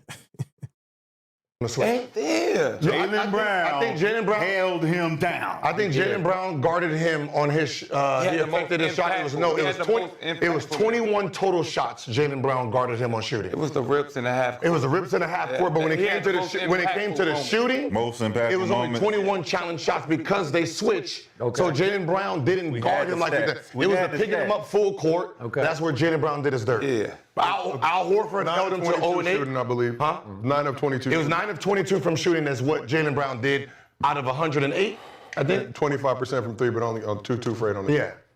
So Al Horford, I remember, it's like he was 0-8 against Al Horford. Like everybody split that time. But Jaylen Brown picking him up full court, ripping him in the backcourt. That's what made it seem like he did that. Right. Yeah. It's a good way to discredit his defense, but it's not going to work. It's not going to work. It's not. Yeah, man, Rashad and Skip right on this one. Gil, you wrong on this one. Respectfully, you wrong. Not gonna work. He shut him down, and that was the whole deciding factor. Well, I mean, of he the did series. average. I mean, he did average. He's 30. Luka did Yeah, average. he did average like 31. He averaged 30. He still averaged. But it said possessions when guarded by Jaylen Brown. Guarded for 154 possessions. 154. There go them stats. 32 total minutes of game. There go them stats. Okay, yeah. There go them stats. But it was not. But it's 9 for what? What was he for? 9-22, 2 for 8 from 3. 9 for 22 against Jaylen Brown. And 2 for 8. Every time I'm guarding you. But Yeah, that's, I mean. Sit that ass down over there. Sub out when I come in. Yeah. Yeah, impact. Come on. Yeah, data. They got data. Boston, you got to give it to him. So that's But, why yeah, I'm Boston saying, how There they you y'all go, Brandon. Give it to him. You got to give it to him. Got to give it to him. just say he guarded him the whole game? It's the full. Why you think you could keep calling the fucking pick and roll when I'm on you? Nick, thank Why you. you? Because you don't want me on you. You don't want me. Bingo. Come on, Swag, you know this, man. Anybody that played basketball know this. I got to call for a pick and roll just to get this guy off of me, man. On you. call That for means a I'm a pick and good fucking roll. defender. Anybody would get the less defender on you. So who are the less defenders But other than you're me? not. If they other people doing their job. Listen, if I'm bro. still struggling, If I'm that guarding means you and you keep calling a Why do pick you and have a roll problem- why you to have a get problem the with other Jaylen guys Brown on getting you, MVP? I don't. I don't. I That's got a good problem with question, people- Brandon. That's a good question. Because it's not Tatum. They don't want to be wrong on this one because it's McCants that's really proving them wrong. So if it would have been somebody else, they'd have been okay. But of course, they're going to argue with McCants. People trying to make Jaylen Brown over Tatum or Tatum over Jaylen Brown. Why they can't just be both? Because you can't be, because somebody got to be number one. And I But am. I've been number one. We always talk about that. But I won Like shit, when you get the keys, man, I'm not finna give you But back the when we keys. number- I take the I keys. never been It's mine now. For Bingo. Come on. Sure. Who's number When one? I got the keys, I'm Who's not number one? two. Who's number one right now? Wasn't the one that was first team All NBA? Who's number one right now as of 5 today? straight years. Who as of what I'm right saying now? is, Who's number when one? you- Jaylen when you- Brown Jaylen is number Brown one right is now. number one right As of now. right now today, Jaylen Brown is number But one. when I'm number Oh, because one, one was right out. now, yeah. So stop pretending that they were both playing in Yeah. the same game. Thank One you. was out. That's how you got number one. What do you mean? He's One was out. Right? Scottie Pippen was Finals MVP. Scottie Pippen was number one on the Finals Bulls. MVP. Okay, and Scottie Pippen. Stop bringing up Jordan and Scottie Pippen, man. Jaylen Brown is not no Scottie Pippen. He's not no Scottie Pippen. Okay? Because he's better. Pippen was number one on the Bulls for a little period of time. Doing this. What does that Come matter? back. Remember this? Y'all remember this? Scottie Pippen Remember never this? got Finals MVP. Remember this? Scottie Pippen never got Come Finals back, yeah. MVP. Please, So come back. I know that. So yes. Bingo. Brandon is speaking facts. That's why I said don't bring up Scottie Pippen. Scottie Pippen never got MVP. Matter of fact, there was many times in the finals where Scottie Pippen disappeared big time. Big time. Jaylen Brown didn't disappear. He stepped up. That's why he got finals MVP. What is we talking about? Scottie had his chance to be You number never saw one. Jordan in Scottie the never pair got of Finals MVP. So you like the voting? What? You like the voting?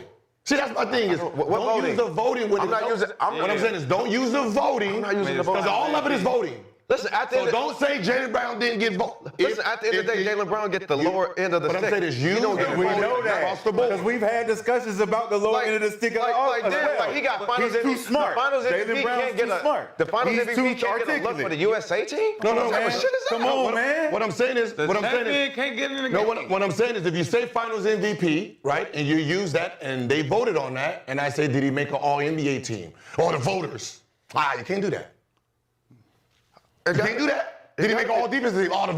The voters are hating Listen, on at him. the end of the day, Jaylen Brown gonna always get the lower end of the stick. No, but what I'm saying is, No. you And we know why. Come on now. We know why Jaylen Brown get the short end of the stick.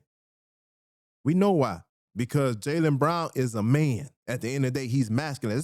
Now, let me use this as a teaching point. At the end of the day, you ought to be a man at all times.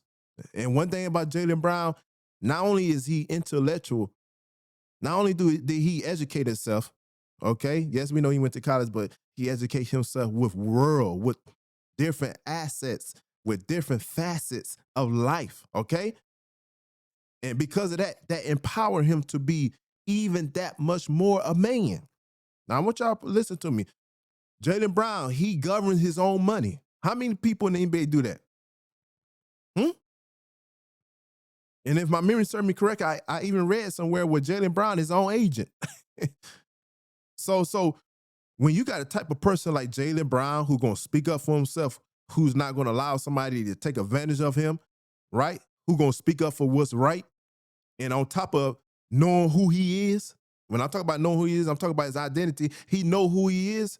Of course, he's going to get the short end of the stick because we are living in a Western culture who sees a man who's intellectual, who's educated, who's willing to stand for masculinity, stand for what he believes.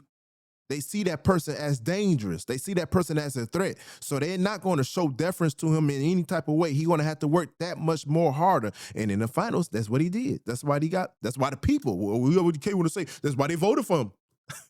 Okay? So not making this or not making that had nothing to do with his game. It had to do basically with politics, but whatever. Yes, he is. Use the Yes, he voters is. when you want to. Not no more. Yes, he is. Both. So is Trae Young? Does Trae Young deserve more yes. credit Hell for yes. his career? Hell yes. Is it the voting? Yes. It's all of it. So can we use the voting or can't we? I like Trae. You just said don't use the voting. No, I said you can't use it when you want to. So can we use it for Trae Young? What do you need? For his career? Does he deserve more All-Stars? Is he getting voted? Spurs, Not Celtics, getting and voted Trae Young. in based on the bias of them not liking him. Okay. And everyone's saying he's overrated and all this other I'm saying- bullshit. And if we know it's bullshit and Jaylen Brown's dealing with the same bullshit, if Dame Lillard was dealing with the same bullshit, if there are other guys getting snubbed out because of the bullshit, we can't say that it ain't no bias based on. Right. And there is bias in the NBA. And the NBA, even though they will blackball you. Yeah, people in the NBA will get blackballed. Okay, because you still out on the hoop court, they still let you play on the team. Don't think they want to blackball you. They will. Trust me. But then the same Eastern Conference Finals MVP got voted from the bullshit. Based on his performance in that series. Not the season long. Oh, we don't like him because he runs the pick. We don't like. No. This is in this series where we can see clear cut why he got this. Is Jaylen Brown? No. You said you can see it clear cut, and then when I ask you to Is show me Jaylen it, Brown making first All NBA this year? No, he's not. he should. He should. He should, but they're not gonna give it to him. Is he making? So, y'all saying he should, but they're not going to give it to him. I wonder why. I wonder why they're not going to give it to him. Y'all don't see this as a problem? That let you know there's more going on behind scenes with politics. Okay? Is he making all defense? Y'all keep saying he should, so who's your five then? You keep saying who should make it. Them Euros? Who are you booting out? Luka gonna make it. Who Luka the gonna international take the play. players? Listen, man, I'm trying to tell y'all. I want y'all to hear me. When you're an independent thinker, and I often tell you guys, be a free thinker. When you're a free thinker, especially from the system that's trying to confine you, trying to imprison you, trying to enslave, when you are a free thinker, the people hate it. I want y'all to hear me. When you are a free thinker, the people hate it. Wait, I'm just my five? We're talking about a bunch of players that should make My five first team off of what I thought they did this year and from where their team was and what the expectations was on them. I'm going Cade. Yeah, I'm going. I'm going Jaylen Brown. Yeah. Okay. I'm going Wemby. Yeah. You got 2 more spots, Gil. I'm going SGA. And I'm going, as much as I want to say Luka, I cannot. Even though Luka don't play defense like he should, Luka is having a hell of a year, man. You got to give it to him. That man is having a hell of a year, man. Discredit a goddamn triple-double. I'm sorry. Yeah. But Right, and you doing a triple-double with guy, you don't even have a bunch of shooters over there. Yeah. Right, so you making it possible, so I'm giving it that, and then Luka. I like that 5. Like me, I would put me. I like that. No, me. Brown. I will sacrifice. Luka gonna take I will Brown. sacrifice Luka for Jaylen Brown. Yeah, that's what because they gonna do. Luka has a team. Yeah. His team is there. Jaylen Brown's whole starting five was gone. Tatum's gone. Yep. Drew's gone. Agreed. Al Horford's gone. Porzingis is gone. And you got that team where your whole team is gone, and you got them where they are. Yeah. No one can say that in the NBA right now. Yeah. No one can that's say. What I said. What Jaylen Brown, he's not getting as much props as he should. What he did this year, outstanding. You hear me? Outstanding.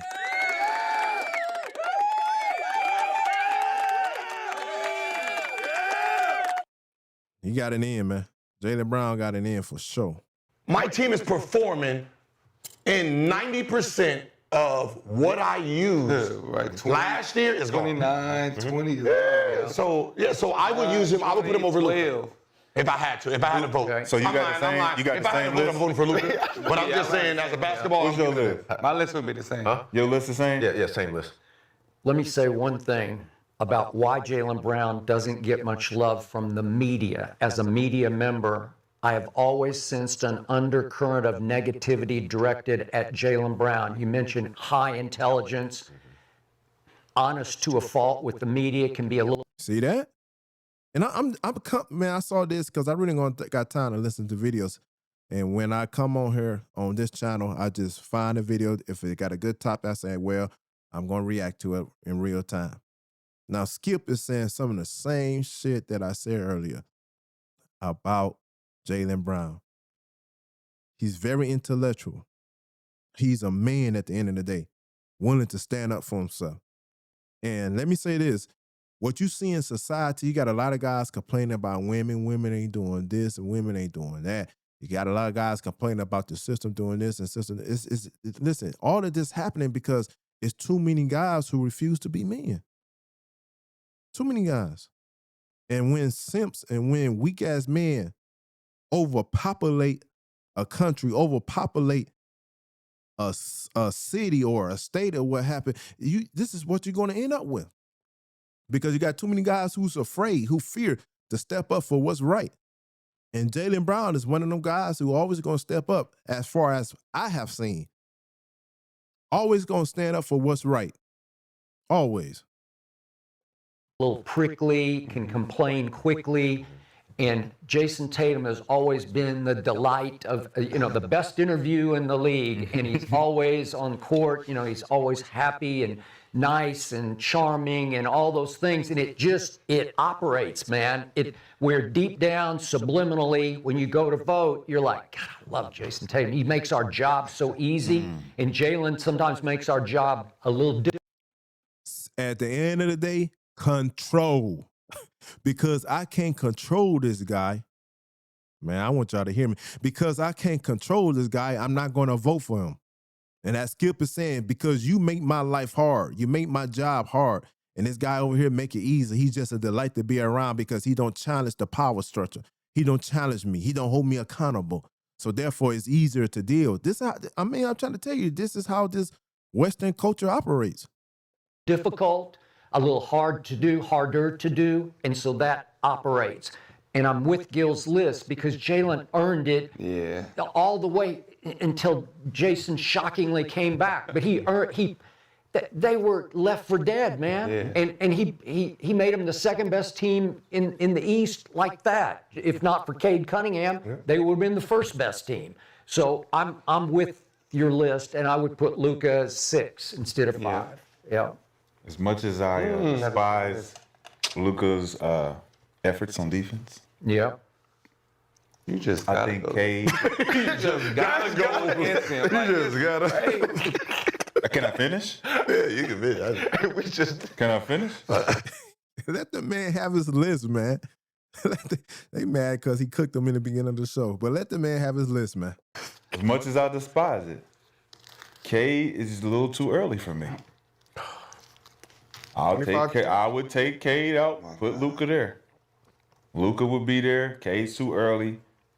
I don't see Detroit being the team where he can sustain this again next year. Whoa. Whoa. What does next year got to do with it? Don't hate on my Detroit, man. Come on, man. Oh, man. Let me listen, man. That Detroit squad is nowhere near the Boston squad. And I'm talking about with Tatum there. Nowhere near.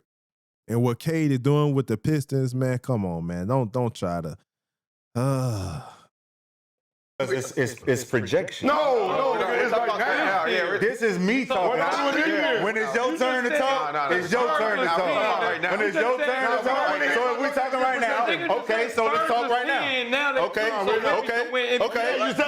He just said the Spurs was projected 10, so they 2. So I didn't want to do this, so we go to the stats. We'll go to the stats. It's not going to be sustainable. Cade Cunningham. Nobody want to give. All right, Cade Cunningham then. We'll go through it. 25, 10. Cade Cunningham will be The last what? Okay, the last 10. Don't count the 10 last games? game against the Wizards. Though he lost that Or game. you want to say the last 10? No, the whole season. Whole What do you mean season? the last 10 games? Because there's been a drop-off.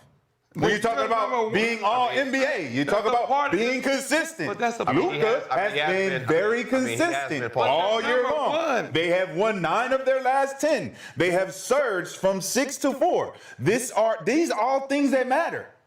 All NBA consistency. Number 1. Consistency. They have been struggling. Cade, yeah, they may be struggling with Cade throughout the season, being consistent. Being consistent, man. Being consistent, man. he messing me up on this one. But he averaged the same as Wemby. Consistency. He averaged the same as Wemby, and you got him in 5. Not only do you average the same as Wemby, but I think he's number 3 in assists a game, so he putting his teammates in a better position to score. What is we talking about? Huh? He averaging 4 blocks, 3 blocks. What is he doing? He averaging 12 boards. You just talking about points? What you doing? What you doing, Swag? Just talking about points? Do Wemby average 10 Are you assists? texting somebody or you looking at Wemby average 10 stats? assists? Do we need to? Shit. Do we need to? It evens out. No, it don't even out. All right. I mean, he averages 10 assists. It do even out. Come on, it do even out. What is we talking about? In the culture that Detroit Pistons done got back to, man, Cunningham is doing his thing, man. Come on. We're not going to start this. Not going to start this. Who he passing it to? Man. You see how I did that? Jaylen Durden. Players on the Detroit. Jaylen Durden, the number 2 on the team. Look at his stats. Okay, cool. But listen, Cade Cunningham can move the fuck around right now. So I don't know. Luka Doncic can definitely hold that spot down. If Cade comes in and does his next thing like this next year, he can have the spot. Deserving of it. Right now, So all the guys in the All NBA right now have been working their ass off to beat Detroit been number 1 all year. So Hasn't been working. Shea and wasn't been number 1 the whole season. Facts. Why? Shea and Cade. Yeah, why you use that for Cade and not for Wemby? What I need to use it for Wemby for? You didn't know you used it for Wemby. You're not using Because he's a Wemby fan. it for Yeah, Cade. you I didn't use nothing. What are you talking about? You said they was projected 10, and now they're number 2. He should win MVP. That's MVP, yes. We talking about All NBA. So, All NBA. So, All NBA. Right, so all NBA. Yeah, Cade should be in. No, So- Luka serves that spot, bro. Luka. Nobody had Detroit. People. Luka. Yeah, that's crazy. It's the East, though. Nobody. No, it doesn't. I mean, it's You see how I it's did the that? NBA. Who like- leads the McCants must be being a bot. Oh, my goodness, man. Come on, Rashad. Come on. Who leads the NBA in scoring? Yeah. Who leads the NBA in scoring? Who leads the league in turnovers also? Luka? Luka. Who leads the league in assists? It's a hard life. Cade. Cade. Man. Where's Luka? 3? Okay, I ain't no Cade there. I thought he was top 3, but that's even better. That's even better. So don't say he ain't been consistent. Come on, guys. He's 3? He's up there. He's I'm 3? not sure As what what? he is. I just don't Assist? It's called reverse Yeah. psychology. He's first in points, 3rd in assists. I know, Hey, that was turnovers, amazing. You got him 6 to and say 8. Luka, you see how I did that? I Get got him it. every time. He got it. He knew. I picked this Jaylen Brown so he could pick Luka because I knew he was going opposite. Guess who's still in there? Guess who's still in there? And that's funny. That's funny, boy. Gil, something else. Hit the button. Guess who's still in there?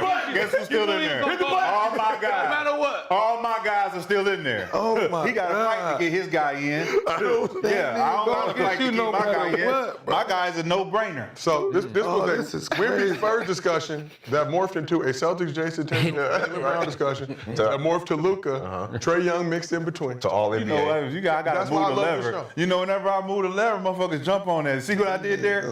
See what I did there? Well, let's keep this thing moving. Really, bro. Yeah. To another interesting discussion we have to have. So Kings season has been disappointing to say the least. Why are we talking about the Kings? We're talking about a member of the Kings. Oh, Yeah. Just one member. Man, you just hate quick. Get the Boy, you smelling don't even salts. think about your hate. Look, God damn, my nigga, Have you watched the just Kings? triggered. Have It you was watched just a setup. Talk about Russ, Just bro. a setup. Oh. Just a setup. Jesus. But Russell Westbrook has been climbing up the all-time ranks in his 18th season, cementing his first ballot Hall of Fame career. So during the Kings' loss to the Spurs Tuesday, Westbrook passed Mark Jackson and Steve Nash to move into the top 5 all-time in career assists. Let's take a look at the list. Westbrook will probably stay in that 5 spot, just looking how things are going. Obviously, LeBron has potential to pass J. Kidd and Chris Paul. Nobody catching John Stockton, so let's just keep it real. But earlier this season, Westbrook joined LeBron as the only players in history with 27,000 career points, 10,000 assists, 9,000 rebounds, 2,000 steals, while also becoming the first guard in NBA history to surpass 9,000 career rebounds. 62 games this season, averaging 15.7 assists, 6 rebounds, 6 triple-doubles.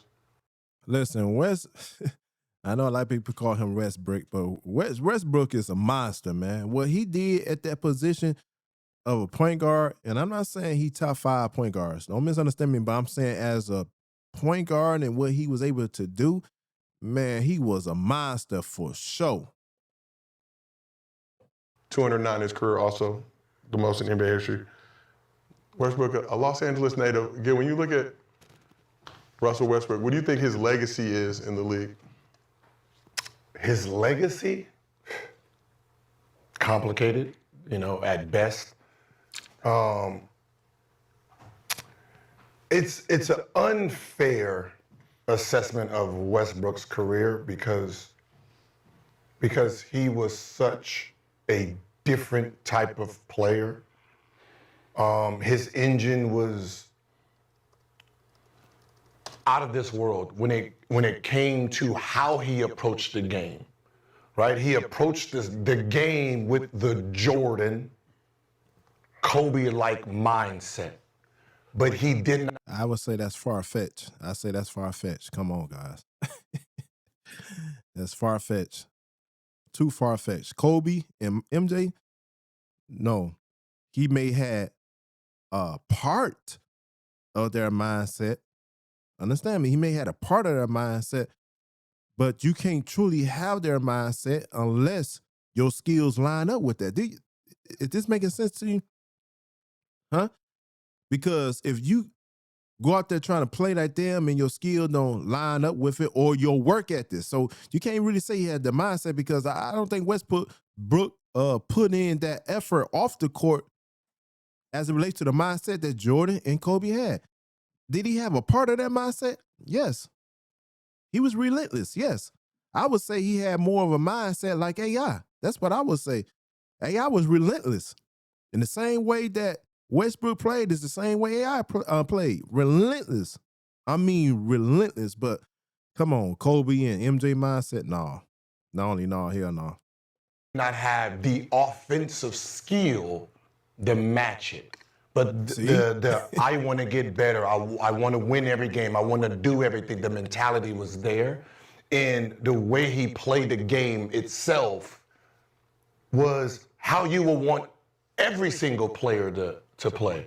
So, when they said he was stat pattern rebounds, it's like, well, rebounds is a individual thing. That meaning effort. Effort. All 10 of us are supposed to be doing that. Yeah. So we're now shaming somebody that rebounds, right? Well,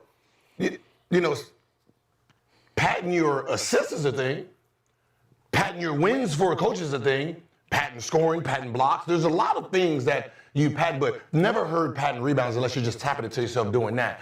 But, when it came to the effort of this game, you can't say he did not bring it every single day, from game day to practice to preparation, professional, all the way around. I just don't think that the media themselves liked the personality when it came to them, because I understand where he comes from is you don't know my preparation to say, oh yeah, you shot 20% or you should have did that. It's like, you're not in our locker room to even. Man, listen, man, Westbrook, I know there's a lot of complication around how people view him and whatnot, but man, this man he made history, man. Man, this guy got historic greatness. When you average, not just for one season, but multiple seasons, triple-double. Come on, man, that's unheard of. I know you had big old Oscar Roberts that, he did it, but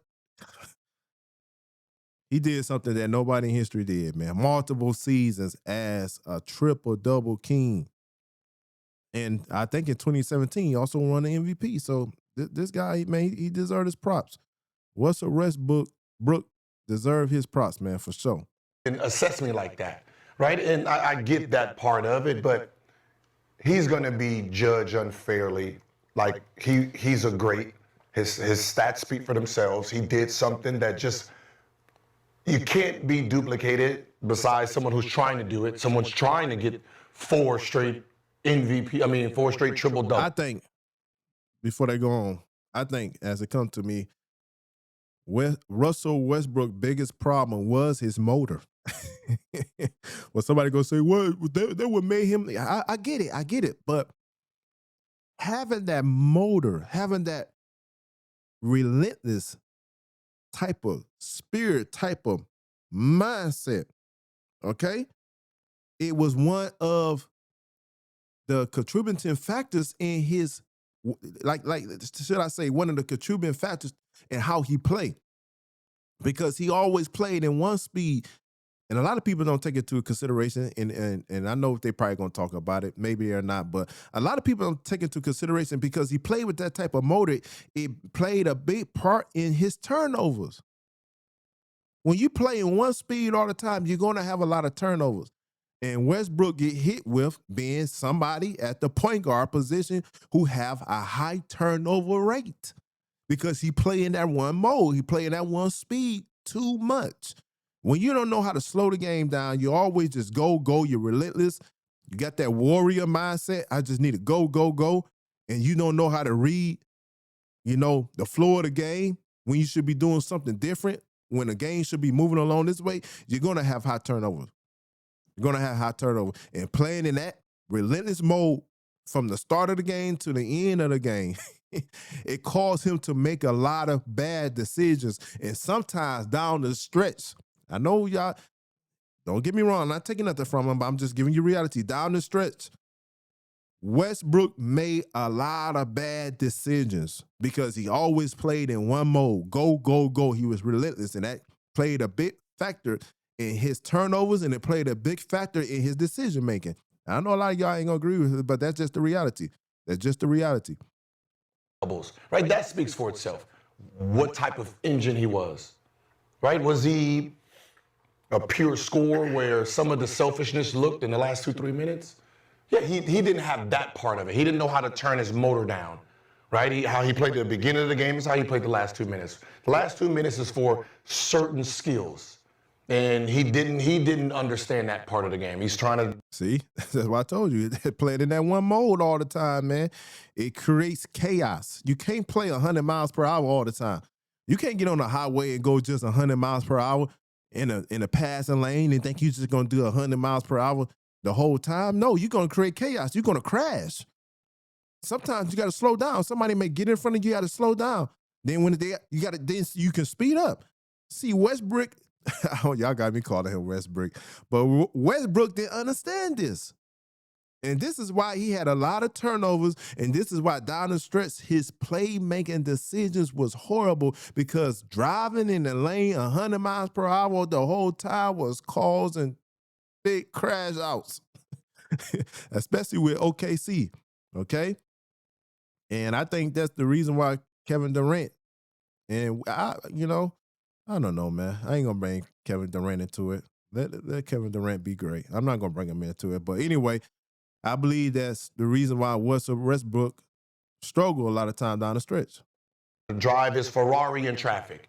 And he made a lot of dumb plays, but he also made a lot of great plays. Extra rebounds, getting his team. So for me, he should be praised for what he did to this game because that's what we were taught. And he's probably the most athletic point guard. I might be putting no. He's one of them. He's one of them. Well, I'm gonna say with the career, yes, he is the most athletic point guard. Okay, he is. I'm thinking about Derrick Rose. Now, Derrick Rose would never got hurt, never would have been injured. Okay, he probably would be up there with Russell Westbrook. So yeah, but as far as longevity, yes, he probably the most athletic point guard. And what he was able to do and how he played the game. Yes, I'm gonna give it to Russell Westbrook. I can't think of nobody else. But I'm telling you, man, that Derrick Rose, whoo, that man was something else before he got injured. He was a problem for the league. Okay? And a lot of games, let me bring this up also. Let me bring LeBron James up. I forgot what year it is, but man, Derrick Rose was on a tear. And when they came up against the Heat, man, LeBron James did a hell of a job against Derrick Rose. A hell of a job. I got to give him kudos for that. Bring it all. If you can have 20, 20, and 20, do it. Right? That's how it is. We sit here and complain about our big man not rebounding enough. Right? Like, how come you can't get no rebounds? Right? You have a guard that's going in and said, don't even worry about it. I'll do it for you. Right? So you have to appreciate what he did to the game and what he brought. The style, that's your opinion. Honor the gift. Let's shift over to you, Mr. B. When you look at Westbrook, his career accolades, what is Russell Westbrook's legacy in the NBA? It's either you love him or you hate him. It's no middle.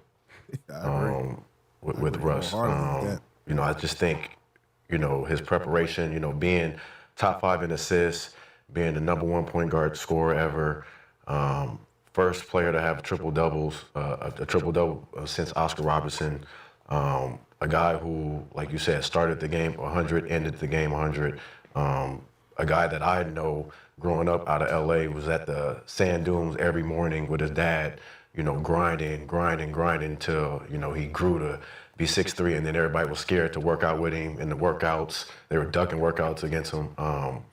But man, just his preparation, man, and he is the true definition of hard work, and his motor and what he brought kind of scares kind of people sometimes. It can be too much because of he wants it, that much. But man, he's a Hall of Famer, first ballot for sure, and out of Los Angeles. Lou Zinger for sure. Gardena. Shout out to the Wright brothers as well. Skip, let's shift over you. Obviously, covered Westbrook for a long time in your career. Long time. What do you feel like Russell Westbrook's legacy is? So Brandon just said love or hate. I don't hate, but Skip's so funny, man.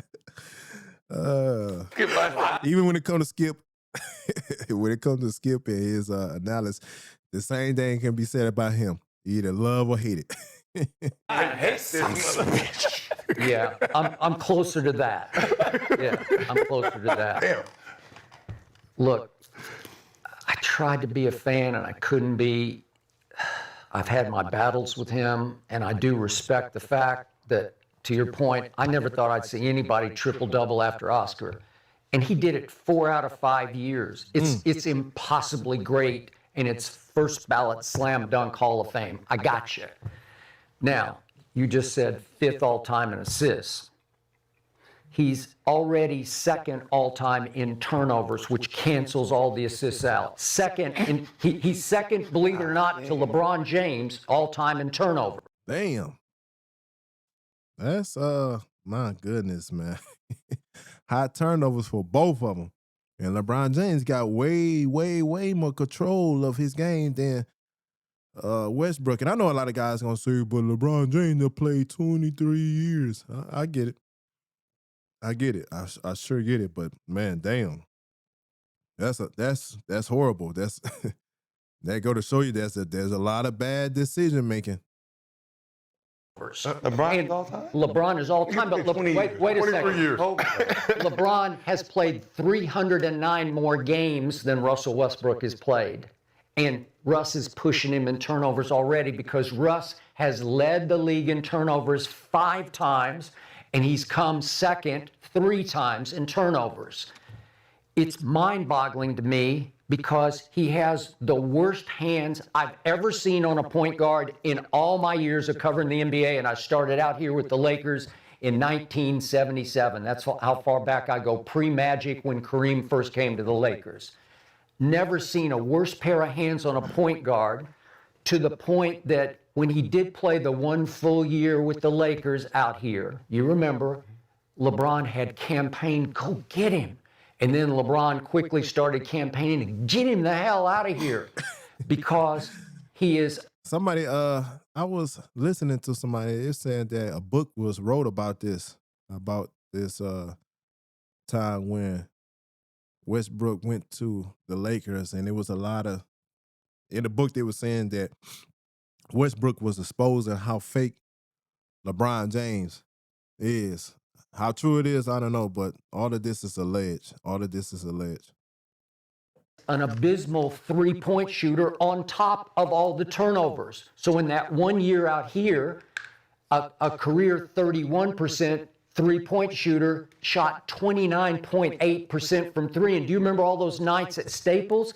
Russ would go into a shooting motion and the entire arena would groan. Oh, don't. Because they just knew it was going to be another Westbrick. And he Westbricked more than anything I'd ever seen.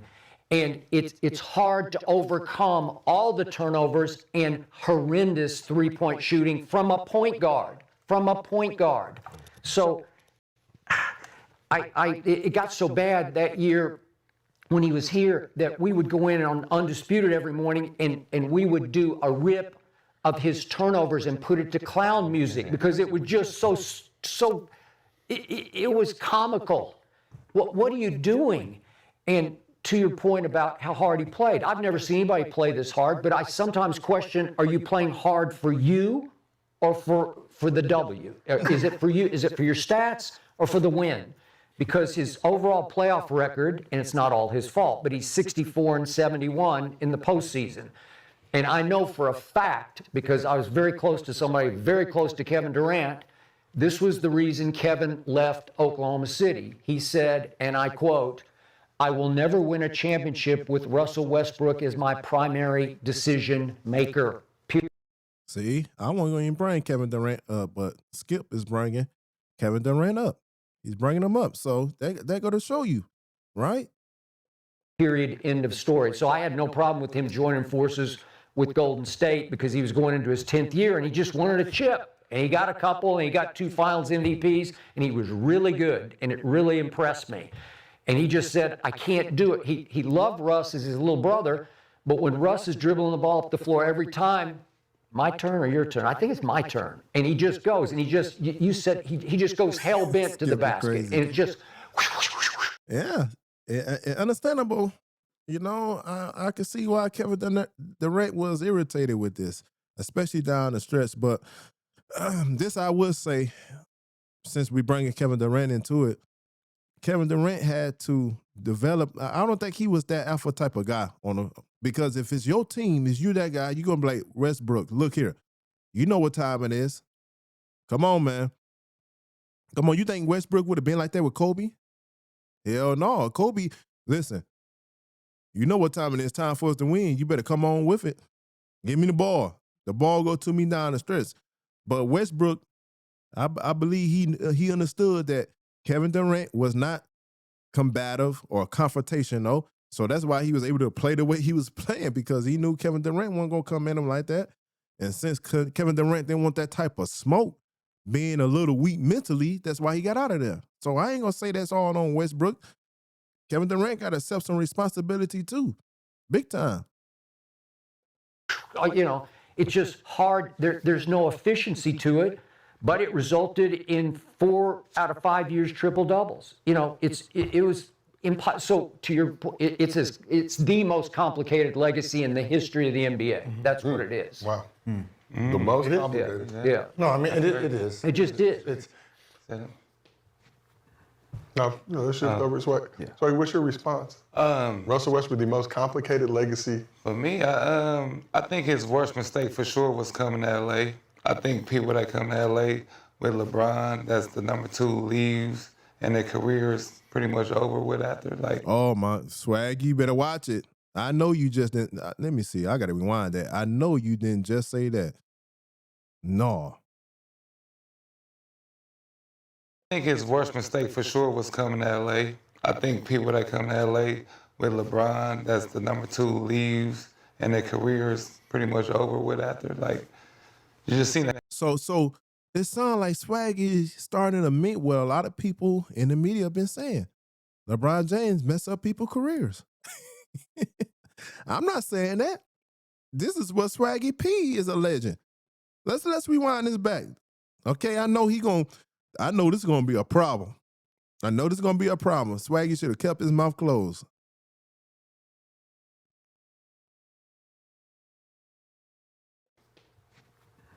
No, let's shift over. So, what's your response? Russell Westbrook, the most complicated legacy. For me, I think his worst mistake for sure was coming to LA.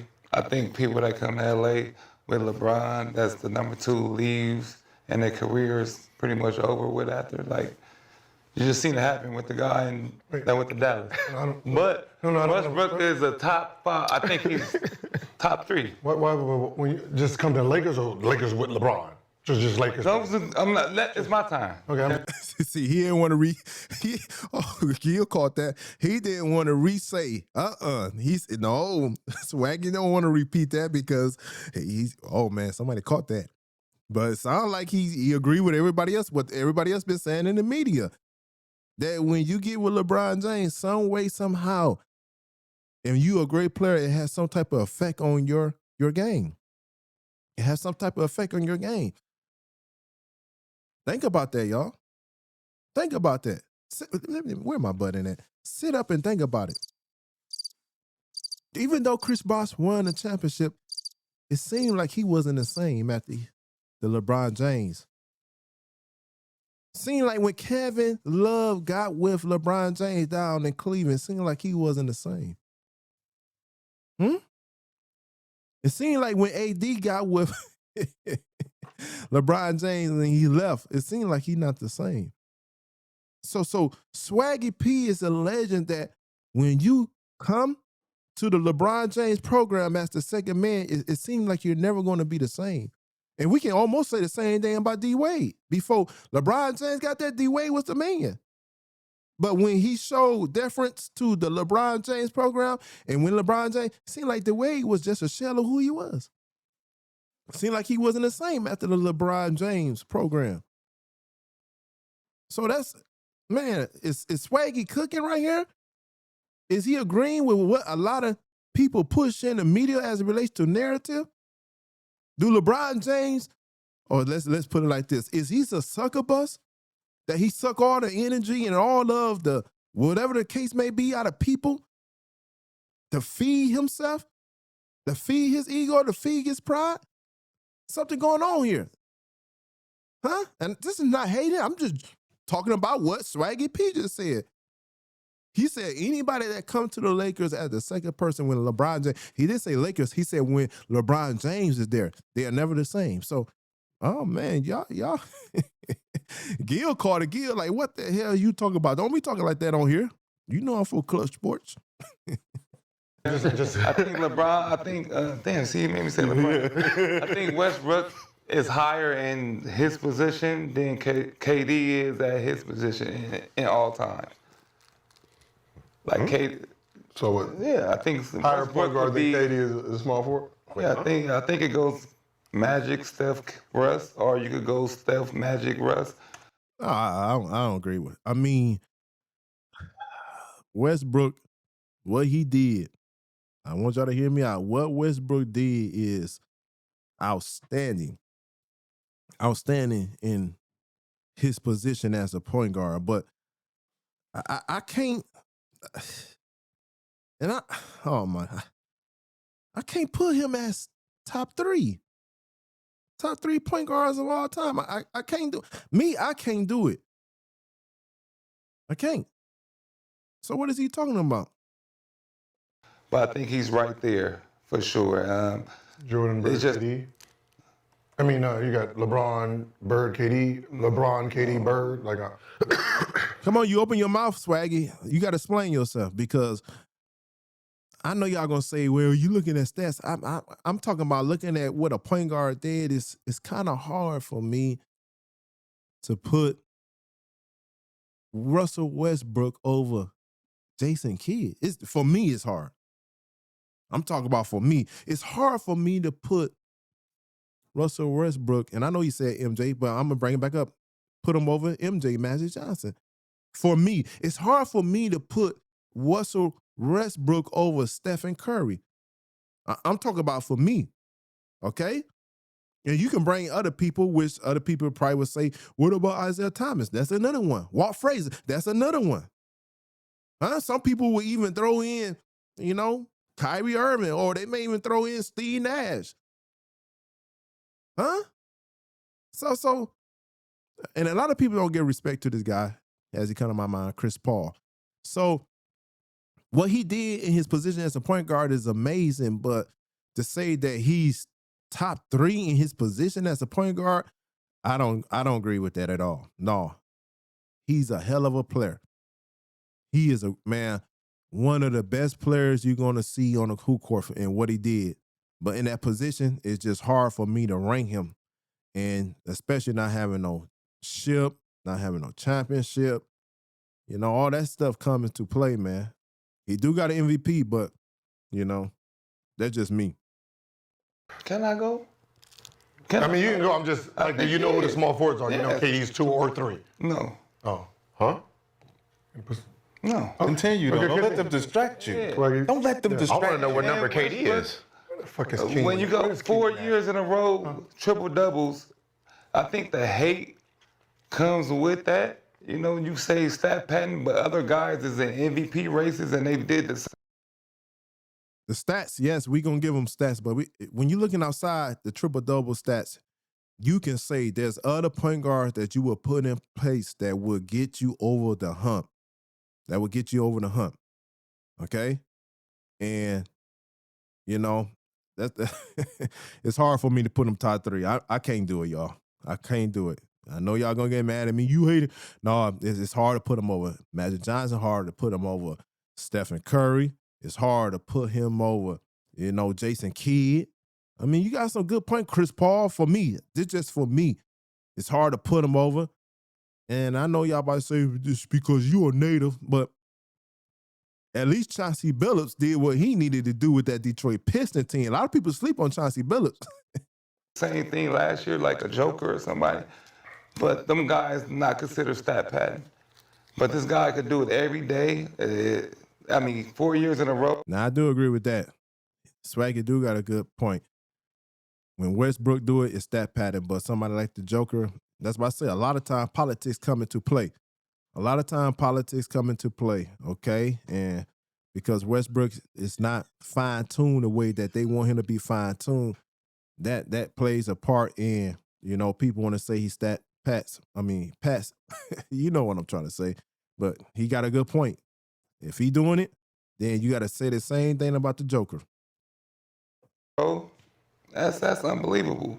The fact that, and he still plays through all the negativity he gets, and he still sits at the top at the end of the day. You can hate him or love him. I think he changed the game. Nobody was thinking about triple doubles or all that until he started this. He doesn't get the credit he deserves, for sure. And that's on KD if he left. KD leaving shouldn't change Westbrook's career. Now, I agree with that. Like I said, that's on KD. Since they're going to bring in KD, again, KD got a big part to play in this. He should have been more strong mentally. He should have been a dog. He should have been like, this is my team. We're not winning without allowing me to do what I'm supposed to do. So you can't be making this, these crazy decisions down the stretch. You need to feed me the ball. But In my personal opinion, because he was not confrontational, he didn't want to be combative. I think the best thing for him to do was to leave. And to me, that was weak. That's weak. Now, if LeBron James, hear me out, guys, if LeBron James gonna get all of the, pushback for leaving Cleveland to go to Miami Heat, so forth and so forth, then Kevin Durant need to begin the same pushback. He don't get as much pushback for the decision he made to go join a super team. That team was a super team. And when I talk about super team, I'm talking about a dynasty. Now, you had superstars at that time, where I would say D Wade was a superstar. I would say Chris Bosh was an all-star, okay, at the time. So when you got D Wade, a superstar, Chris Bosh, an all-star, and you got LeBron James, who was a superstar, all coming together, they came together. That's the difference. Kevin Durant left a contending team that was in, I think that year, they made it to the finals. He left a contending team. A contending team to go join a dynasty. Y'all don't see something wrong with this? That's worse than what LeBron James did, in my personal opinion. And yet, Kevin Durant don't get as much pushback at all compared to LeBron James. All right? And it's not fair. They shouldn't be taught. That shouldn't mess up Westbrook's career, because he ended up being an MVP after that. That helped it. Like, you went to the finals with me. You went to the finals with me, but you joined the Warriors that had more, already won a championship, and you came near to be the second MVP. But you came near Finals to. MVP. Yeah, because I was there. But still, you could have won with Russ. I mean, You got guys in this game with Said he couldn't. James Harden, Westbrook, and KD. They're all top 5 in their positions, and you can't get it done. You blame me, No, but I'm still a top 5. They wasn't top 5 in their position at But the I'm time. about to say not They that time. became top 5 because they all left. So don't blame. You can't blame. No, but that means they're all great, though. They all became great. No, you can't. You can't because They were great. They were great when we there. We went to the finals. We went to the finals. They were young. Yeah. We were young. But- we weren't great. We See that? Come on, man. Gil, come on, man. Y'all was great. You should have, Kevin Durant should have gave it one more go. Just one more go, man. And grew some, you know what he should have grew, and became more of a man about it, man. And not go join no team that's already a dynasty in the making. Huh? Come on, man. Don't do that, man. Don't do that. And it's funny how these people be talking about ring culture, but yet you leave your team, OKC, to go join Golden State so you can chase a ring. And you talk about ring culture, ain't that much. Come on, man. That's why I try to come on here and give my little take on these little, videos and whatnot. My humble opinion. You got LeBron James, and I think KD was together on a podcast, on LeBron James' podcast, talking about ring culture, ain't that? Trying to, discredit having rings. As if your career is what should matter more than rings. But yet, y'all was chasing rings. If ring culture was not that important, why you leave Cleveland to go to the Miami Heat? If ring culture is not that much, not that important, why did you leave OKC, who was just in the finals, to go join a dynasty, Golden State Warriors? If it ain't that serious, come on. That's why I say y'all gotta stop allowing these guys to try to trick y'all and to believe in what they want y'all to believe, man. Come on, man. weren't all. They were young. They wasn't great, though. But you They take were young. They weren't criticism great. out on Westbrook because KD left. Oh, it's What he just Westbrook's said fault. is what he It's just said. Westbrook's fault because I left. KD left. He's the reason. So you tunnel your energy, negative energy towards this I guy. can't win a championship Yeah, with Russ, yeah. But that was the That's main my little thing. brother. That's my little brother. But I can't Can't win win, that's what a it is. championship here, so I'm gonna win a championship. You can't win a championship there. Is that Westbrook's fault or is that your fault when you supposed to be the superstar? When you supposed to be the superstar? What is we talking about, guys? That go to show you the weakness, the weak mindset that a lot of these people have. That means as a team, you ought to come together and say, this is what we got to do. We got to dig deeper.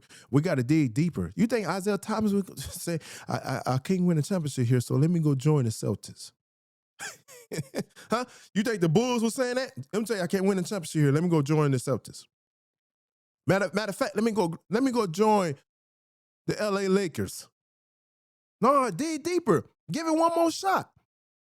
And Kevin Durant should have gave him more shot, but he gave up, man. And I know a lot of you ain't gonna get this, man, or agree with me, but the move that KD made was worse, in my personal opinion, 10 times worse than the move that LeBron James made. Come on, man. And with a guy that won a championship already. You can't be mad. If you're Westbrook, you can't be mad because you became you because he left. He was already him. Oh, he was? He was an all-NBA player with KD there. He was MVP? No. Was he MVP? It don't matter. We talking about MVP, man.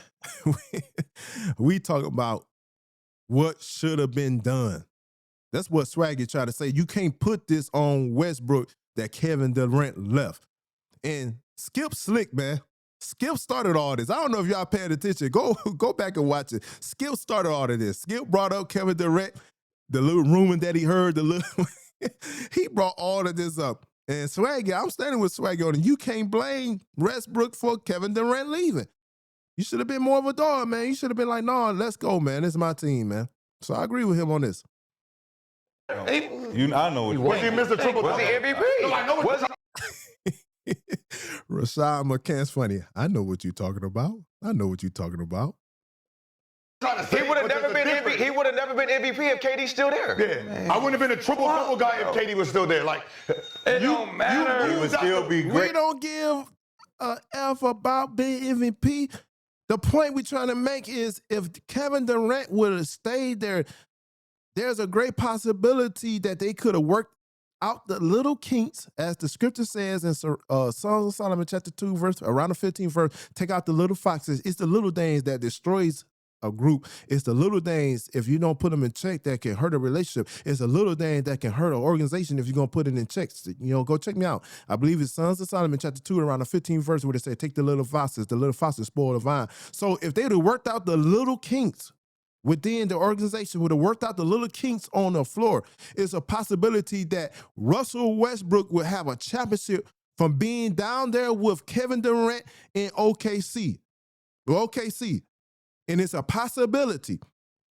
It's a possibility if they would have got it together and would have begun to be a dynasty down at OKC and won at least 2 or 3 championships. On many people's lists, they'll probably be putting Kevin Durant higher than LeBron James right now. But because he chose a different path, and we happy, kudos. Again, kudos. So we happy that you got a championship, Durant, but come on, man. You bear the responsibility also. So don't try to put it on Russell Westbrook. Great. You would Cool. still That's be what he's great. saying. Would I Still be be top We'll five? be winning. We're talking about your career. You could be number 1 small forward for KD if you didn't leave. You going winning? You going to winning? See? I just said that, y'all. How would he be? But that's the shit that could happen. How would he been number 1? People don't respect KD's championships because what he did. How would he been number 1 though if he said I can't win a championship with Russell Westbrook? No, he refused to win a championship with Russell Westbrook because he was weak, because he was soft mentally. For whatever the case may be, he didn't dig deeper. And you see a lot of people split. You see a lot of groups, dissipate. You see a lot of, situations go bad because people refuse to dig deeper. When the going get tough, they get going. They get going. So how am I be the number 1 small forward? I can't.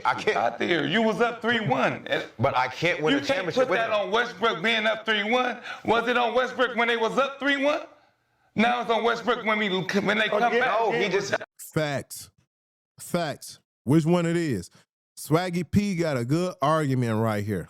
Good argument. I agree wholeheartedly with him on this one. That's what I'm talking about. This ain't about. So it was all it's KD when we went up 3-1. Listen, it don't matter because But no that's one what I'm should talking be. about. You're blaming him for all that. No, he His said. career is based on KD. Okay, first of all, if you're KD, I left. Why? Because I can't win a championship with you. So that's cool. Hold on. Because they're saying I can't win a championship. Yes. You made But we can win a championship with him. The Oklahoma City Thunder. Okay, well then go do it then. Okay, then why y'all didn't do it then? So why y'all didn't do it? Because he gave up and went to another I team. left because I can't win a championship with you. So if Look how Skip started all of this, bringing up Kevin Durant. I wasn't going to bring him up, but Skip ended up bringing him. I'm glad he did, okay? Because now we can expose, even though he got championships, this is what Skip wanted, man. Skip sometimes be a mastermind. So he's just sitting back watching all of them argue, all of them go back and forth, man. Skip crazy, man. y'all can't, well then do it with him. Not at the man. The man made a decision. It worked out for him, right? That decision worked out for Westbrook too. Right. Because Westbrook became a top player in MVP. So Westbrook shouldn't complain either. But that's all people bring up in his career, though. That made him get the negative light. That made him. No, it did not. He still took off. Negativity, criticism, all that came from the Westbrook. shit. The thing we're talking about Westbrook, if KD's there, Westbrook don't get what he has. Nothing. They're winning. If y'all let me go, because Westbrook don't let me go, I'm gonna get rid of all that. I'm gonna get rid of all this shit they talking about. I'm gonna get rid of all this shit. Yeah, let's hear what Rashad got to say. I'm interested because I'm about to shut this down because it's been too long. Keep James coming off the bench. Just like your championship came because of that same decision. So you can't be mad at KD because of that. The decision, everybody won. Right. Everybody won. I won. You right. Everybody did win. Everybody James won. won. Everybody won. They all became MVP. Like if you're Westbrook, you can't. We talking about MVP. Everybody didn't win. Russell Westbrook didn't get no championship, and that was the best opportunity, the best time for him to be able to get a championship. But Kevin Durant, you left me, man. You left me. Not because of me, but you left because of you. Because of you. Can't look at KD like, man, that's because you top 5. Yeah. It's because he moved out of the way, but he became the man. But he couldn't be top 5 with KD there if they No. crazy. How? The shit. How you gonna be a top 5 point guard? Number 2, averaging you're the number 2. 20. You had 3 championships. I just don't like how they trying to use Russell Westbrook as the scapegoat. Nah, it's a scapegoat. I don't like that, man. That's, oh my goodness. Just to that team, he's top 5. 21, 6, and 5. So that's like saying You're Steph saying can't be top 5. You're saying how? So then how is Chris Paul top 5? 21. How's Chris Paul top 5? Who said he was top 5? Chris Paul is the best player on his team. Okay. How's John Stockton top 5? Because he's passing it to Carmelo. Okay, so how's Jason Kidd top 5? Thank you. Got to the finals back to back by himself. Okay. So everybody who Not only by himself, but he ended up getting a championship with the Dallas. And he was needed big time on Dallas. Dirt was killing. But Jason Kidd at that point guard, he was needed big time. Big time. Want to know what his stats were before? No. I'm asking in comparison to what you're saying. Russell Westbrook could not be 21 in comparison to the guys who you consider top 5. Okay, so 21. Both of those guys been to the finals too. Hold on, 21, 6, and 7. By them. KD leaves 28, 8, and 7. Don't matter. Then triple-double. If Then he's still triple-double. average- but Then if he's- triple-double. Oh, you Then said 21 triple-double. what? You said If I'm 21 averaging what? 21, 6, and 7. 21, 6, and 7. Yeah. Has Jason Kidd ever had 21, 6, and 7? No, I see the point you're making. That's a good point. That's a good point. So he must about to go against the argument that Westbrook needed KD to go. Come on, man. So that's a good point. That's a good catch. He passed more, so just say no. Okay. Say no. What does that have to do with anything? Did he ever get to the finals? Russ got to the finals. With who? What you mean with who? He got there. You asked did he got there, not with who. Okay. He got there one time. Rashad cooking now. Guys, Rashad is cooking now. He got there one time. Jason Kidd got there back-to-back. Can he go, please? Jason Kidd got there back-to-back with that trash-ass team he was with. Are you I crazy? couldn't go without getting. Are you crazy? Everybody They hate win. it. They all win. No, man. Y'all got Jason Kidd fucked We let up. everybody go cook. You know What Jason Kidd was doing by him. And number 1. Jason Kidd played against the Lake. Like, can't we get ours off? Russell Westbrook. Come on, man. Russell Westbrook is the true definition of an underdog.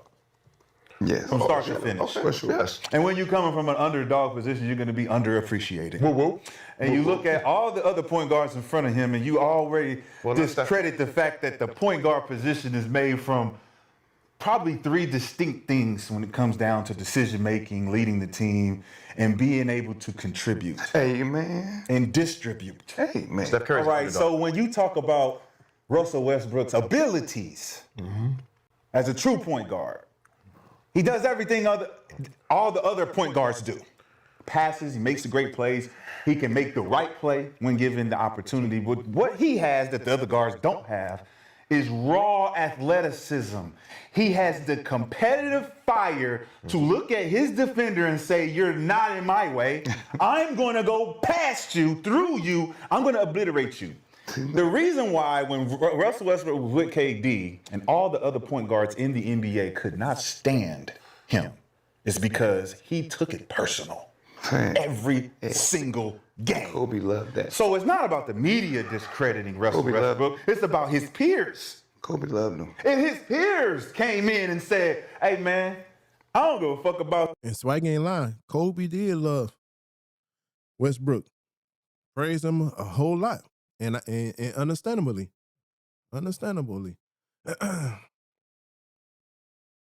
Him missing threes. I don't give a fuck about him turning the ball over. He's the hardest player to guard in the NBA because he will cross you over and dunk on everybody on the whole team. He will come at you full speed and he will slow down and hit you with his mid-range that is automatic. So was D Rose. And then you look at things like rebounding, right? Jason Kidd rebounded. He did. He passed the ball. He got a lot of triple doubles. He did. He didn't do it like Russell Westbrook, though. for you. He didn't do it like that. But guess what? We didn't criticize Jason Kidd for stepping. Hey, Kenyon, y'all box out. I'm gonna get the rebound. Y'all go. I ain't gonna say nothing about that. Yeah. Hey, Russ, tell Steven Adams to box his ass out. I got the board. Y'all go. All right, so what's the Steven Adams never averaged over 10 boards a game. You know why? This is our offense, me. 21, 7, and 6, that means I was still getting boards. I was still passing the ball, but point guard waiting at the it's top. not good enough. Not. How many assists has Steph Curry averages the most in his career? What, 5? 8, maybe? 7 around there. 8, maybe in 1 year. 1 year. 1 year he did 8. and that's good. 1 year he did 8, but all of a sudden he's a great point guard. We're talking about the essence of the position. The essence of what it is to be a point guard. That's why they put Stockton. Who's that? Yeah, 2013. So when That's you why they look, put Stockton in there. when you look, you say, man, can Russell Westbrook set a team up? Can he put players in position? Can he make the right play? Yes, he can. He's proven that. Can he destroy his opponent that's in front of him every single possession? Yes, he has proven that. Does he make bad decisions with his athleticism and his raw abilities to go back? Yes, he does. He does at the highest level because that's what comes with having that type of engine. Turning the ball. And when you're a coach and you understand what that player can do, you say, hey, Russ, you're not out there doing it on purpose. This is for the betterment of the team. You're making basketball plays. This is a basketball play. My bad, coach. Fuck. My bad, coach. My bad. Now he's trying to show you that the coach played a part in, everybody want to use Russell Westbrook as the scapegoat. No, the coach played a part too. And Kevin Durant played a part. So don't try to, no, man, we're not buying it. That's me. That's on me. Because when you have the accountability as a great player, you know you made the mistake doing too much. You know that it's your fault. But when you criticize him based on him not being good enough or smart enough, that goes too far because Russell Westbrook is, to me, statistically the greatest point guard ever to play the game. Statistically. Okay. Yeah, So when statistically, you're right, but not not overall. Talk about how it looks on the floor. It may not look like you want it to look, like John Stockton or Jason Kidd or Chris Paul. It may not look like that. Luka lead the NBA in time. But none of them 3 guys can jump over people and dunk. Luka and Joker lead the league in turnovers. On that New Jersey Nets. Oh, really? Yeah. Say that again. Luka and Joker No, lead the league that's in a good one. turnovers. Hold on, I don't think they heard you. I don't think they heard you. Luka and Joker Luka and Joker lead the NBA in turnovers. lead the NBA in turnovers. But they didn't say nothing about his triple-double right now. Oh, yeah. So he be turning that bitch over turning too. that motherfucker. Because when you get in triple-double, you gonna have some turnovers. Hey, Why does LeBron lead the whole NBA in turnovers? Because he's been playing so many years. Because he plays a listen. certain type of basketball. Head down. Head down. I got athleticism. I'm going to make basketball plays, and if I miss you, Let him finish. Okay. if I miss you, or you drop it, or whatever happens, that's basketball. He was It's a part of, if he's like a a hooper, 6'8", Russell 6'9" Westbrook is the ultimate hooper. Regardless. He is a Hey, 6'9" Skip, can you Westbrook. tell me LeBron. exactly It's like what if he's Kevin so funny. Durant said again so he can hear it? He said, what exactly? I can't, what? I will never win a championship with Russell I told you, Skip got all of this going, man. Skip got it all going. Westbrook as my primary decision maker. Okay, so That's I'm it. glad you said it. Decision maker as the primary guy, meaning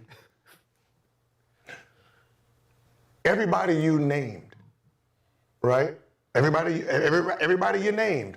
The 3-man, the 5-man, like you're naming a whole bunch of people that's not playing the position where you're supposed to turn the ball over the least, where you're supposed to make great plays. There's no hero play. If Westbrook was a shooting guard with these same stats, he is considered one of the great. He is competing for the best shooting guard ever. But the position you play, this is like a quarterback. This is like your quarterback having 4 touchdowns, 2 turnovers every game. His decision. Your decision making during crunch time is questionable, right? So That's why I'm saying that Kevin Durant played a part, because during crunch time, you supposed to have the ball in your hand. You demand it. You don't expect him to give it. No, you demand the ball. You supposed to be the superstar. So you trying to use Westbrook as the scapegoat, talk about I can't have him down the stretch as my primary decision maker. No, you supposed to be the primary decision maker. When you go watch down the stretch in clutch moments, right? We know Ron Harper, we know Steve Kerr, so forth. BJ Armstrong was the point guard. But Jordan had the ball down the stretch because he was like, listen, I'm going to be the playmaker now. Or sometimes Scottie Pippen may have it. But beside the point, because he the point guard don't mean down the stretch he can be the decision maker primary. No, Kevin Durant, you supposed to be the superstar. This is supposed to be your team. This is what you're saying. So down the stretch, you go get the ball and you become the primary decision maker. What is we talking about? So yeah, your motor that you have gets you in situations that we don't need right now in the last 2 minutes. We don't need 2 turnovers right now. Bullshit. I don't know you how. know why I call You bullshit? can call it. Because he went to Golden State and Steph Curry was not the primary decision maker. He didn't need to. Say it again? Wait. You say he didn't need to. That means that he wasn't. Oh. Good point, because on paper, in position, Stephen Curry is what? The point guard. So this come back the point that he's trying to make. Okay, listen. Wait. You know why he went there? So he could be the primary decision maker. What? Because while you were here with me, I got the ball in my hand, meaning you want to be the guy with the ball in your hand, and I'm not giving it to you because I'm the point guard. Okay, and look what happened. So now I left not because you can't do what point guards do. You left because I didn't want to give it to you. Okay. So that's bad decision making. No, it's not. That is bad decision making, but all at the same time, as I said earlier, that's being passive aggressive. Because you refuse to be confrontational. Because you refuse to step up and be a man, but like, look, Westbrook, this is what it is. This is my team. If you don't like it, let's go to the front office. I got to have the ball down the stretch. Simple as that. That is stupid. No, you're dumb. Because the MVP Steph Curry is not the decision maker. Steph Curry is not the decision maker. Steph Curry is not the decision maker. Draymond was. Draymond is. So you wanted to go play with Draymond. You didn't want to go play with Steph. But he so was how is back-to-back Steph? MVP. How is Steph top five? MVPs. How is Steph top five? Passing it to the He's not the MVP. decision maker. But Steph is not the decision maker. It don't matter. It doesn't matter. It does matter. Okay. Your So argument wait, is this. No, that's not the argument. Yes. The argument is you have the ball. I'm the best player on the team. Stop making turnovers. Stop doing your own thing. You know what's crazy? What's worse is that he would rather have Draymond Green be his decision maker. But where we go with me? It don't matter. KD. I'm just saying, like, The same guy who pushed him off the team? Make a smart. The same guy who pushed him off the team? Yeah, hold on. Hold on. That don't make no sense. Yeah, as my point guard, He called me a bitch. make smarter decisions. Pass me the ball, Kevin Durant. That's cool. You're not the don't decision. shoot that. You're not the decision maker. You don't shoot that. I'm the decision maker. Pass me the ball. So the same shit that happened down there. You was winning before you got here. The same shit happened down there. Don't You do had that. a problem with me. Don't do that. And you left over here. No, So don't you do that. left Don't do that. twice. Don't do that. You left Don't do that. twice, Don't do Skip. that. Don't do that. He did. Unfortunately, KD is a quitter. When it get tough, he's gone. He's gone. And they right on this. And just not to take nothing away from KD, he is one of the greatest scorers ever. Ever. And many people list they will put him above MJ. And I can get it. But, whatever. You left because Russ didn't give it to you, and then you left because Draymond didn't give it to you. What are we talking about? Look at Skip talk about, yeah, true. True. I started all of this. Yeah, but true. It's cool. True. You're right, McCats. I started all this, but true. True.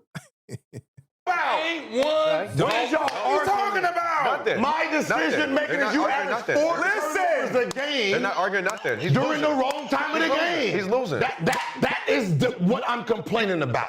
He's losing. You're turning the ball over outta when we here, need man. great position, great outta here, possessions. man. That's it. They're losing an argument. Wait. That Your just argument sounds was- dumb. But your argument It's was not my argument. It's they his. was young. It's not. They was And we got young. to a finals.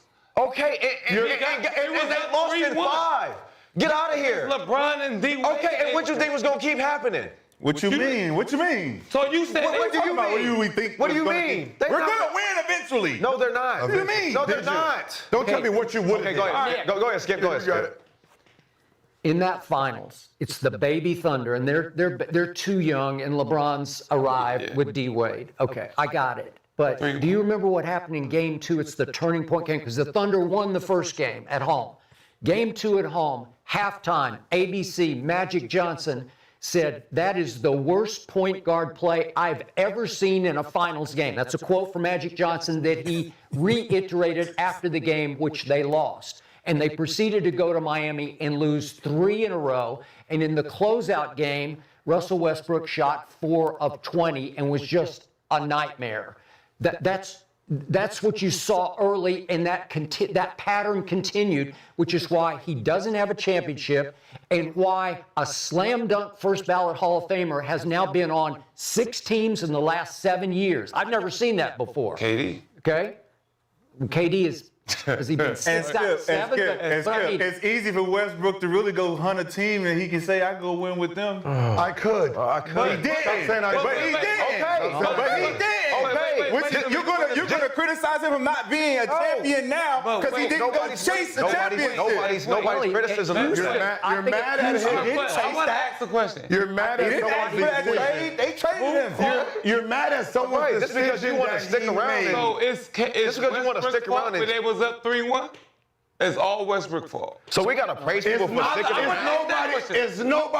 You're mad at the man's decision. If I don't want to play with you, That's a good question. if I don't want to play with you, I don't want to play with you. But That's a good question. Nick, what's the That's a question? good question. It's Westbrook's fault when they was up 3-1. It's all Westbrook. Nobody said it was all his fault. But he's asking. Is it? No, it's not.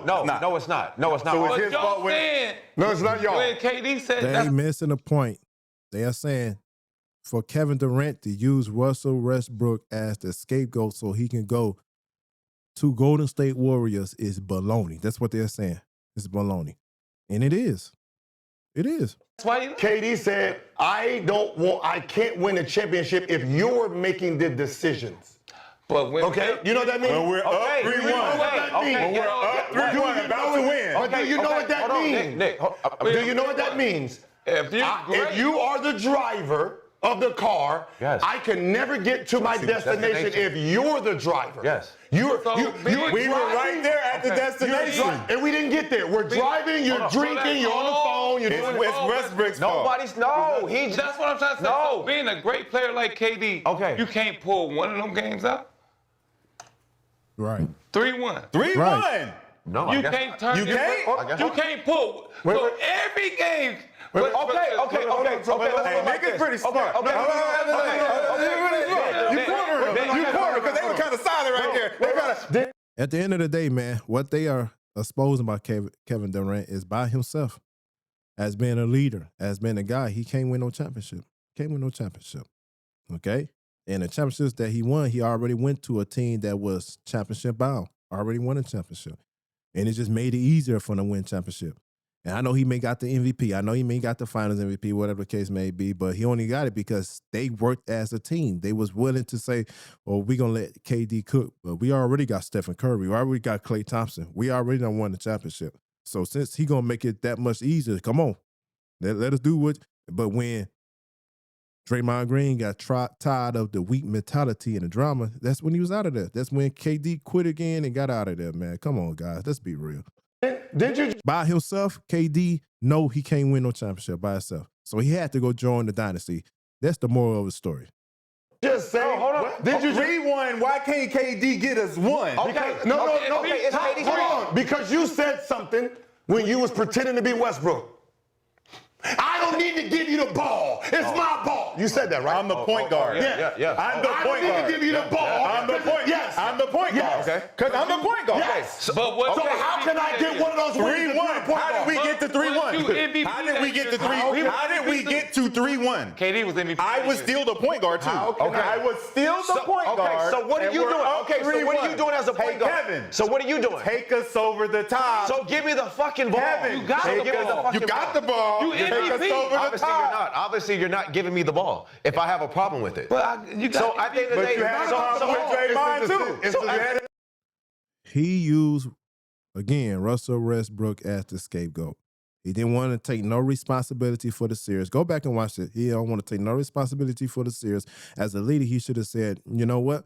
I see where we messed up at. I see next year we definitely going to win it because we already there. We already there. And we lost a 3. Come on, man. The problem with Draymond too. It's the decision making, Listen, dog. at the end of the Stop day- trying to pretend Right. you're saying something. Right, listen, at It's the end the of decision making. The decision making. Hey, Draymond. at the end of the day, Throw me the ball, Draymond. at the Throw end it of to the me. day, Give it to me. listen, at the end of the day, Draymond, right? Dog, listen. At the end of the day, if they was up 3-1, if you want to blame it on KD, cool. At the end of the day, I'm out. So I'm gonna go over here, go Will get you my 2 leave? rings, Do and you leave if we win that? Westbrook, 11 for 28. Probably not. I don't- 11 for 28. It's hypothetical. He This left. is your point guard. 11 for 28. You're the MVP of the NBA. 11 for 28, 10 for 27, 7 for 21. This is the point guard. How Those many are those shots did he 3. have? That was him. No, Durant. That was him. How many shots did Durant This have? was him. That was Durant. This is the point Read guard. Durant. Meaning if I'm the Why you not reading Durant? I'm the MVP. Right. I'm not getting the ball. I'm the MVP. My point guard is 11 for 28 from the field. 10 for 27. What games are from the those? field. What These are games the- are those? Lost. So those, okay, what about the 3 that we won? The 1-1-1. Read those. Stop picking and choosing what you read to make the. What are you talking about? Read the fucking wins. We lost. Read the wins. We lost. What are you talking about? Read the wins. They lost because of your point guard. No, it didn't, man. What are you talking about? They lost because of the. That's why KD's a 2-time champion. The That's why he's a MVP. 2-time champion. MVP. Like you the said, MVP. like Take you us said, over I the top. can't. Like you said, I can't win with you making my decisions, homie. Pass the ball. That was one win. 7 for 21, Pass the 5 ball. for 14, 10 for 19. Trying to take up for somebody who can't get to the And then finals he by averaged. like, And then Game 3. he averaged 20. Steph game 3. Steph game 3, he had 11 points, and he shot the same type of. Westbrook? No, No, Steph. Westbrook. Steph. But I'm just saying. Steph did he what? took the same amount of shots, though. Who is the point guard? Who is the point guard? Draymond Green. Oh. There we go. That's a, you see that? What's that over there? That's a goalpost. That's a goalpost. Oh, He just moved They keep moving that goalpost. that motherfucker. How? All the way over here. Skip just said It was moved. He moved it. What was He just moved? said The man Draymond Green was- said, you if just you're said it. making the decisions, You answered it. if for him. Draymond's making the Steph is decisions, not a point guard then, no, right? Draymond was making the decisions. Not someone He didn't taking ask- 28 shots. Katie never said a point guard. He said who's making the primary. The decision making. Not who's bringing the ball up. Did y'all notice when they were all together? When James Harden came in, who was the point Draymond's guard? making the decisions. Draymond's making Who was the decisions. point guard Steph Curry, when they were younger? Klay Thompson, KD, he's making all their decisions. Oh, That's why he led the team in assists. See, y'all didn't even see That's that. why he led the. So he should be top 5 point guard all time. he should. He should. I think he should. He should. Shit, how is he not?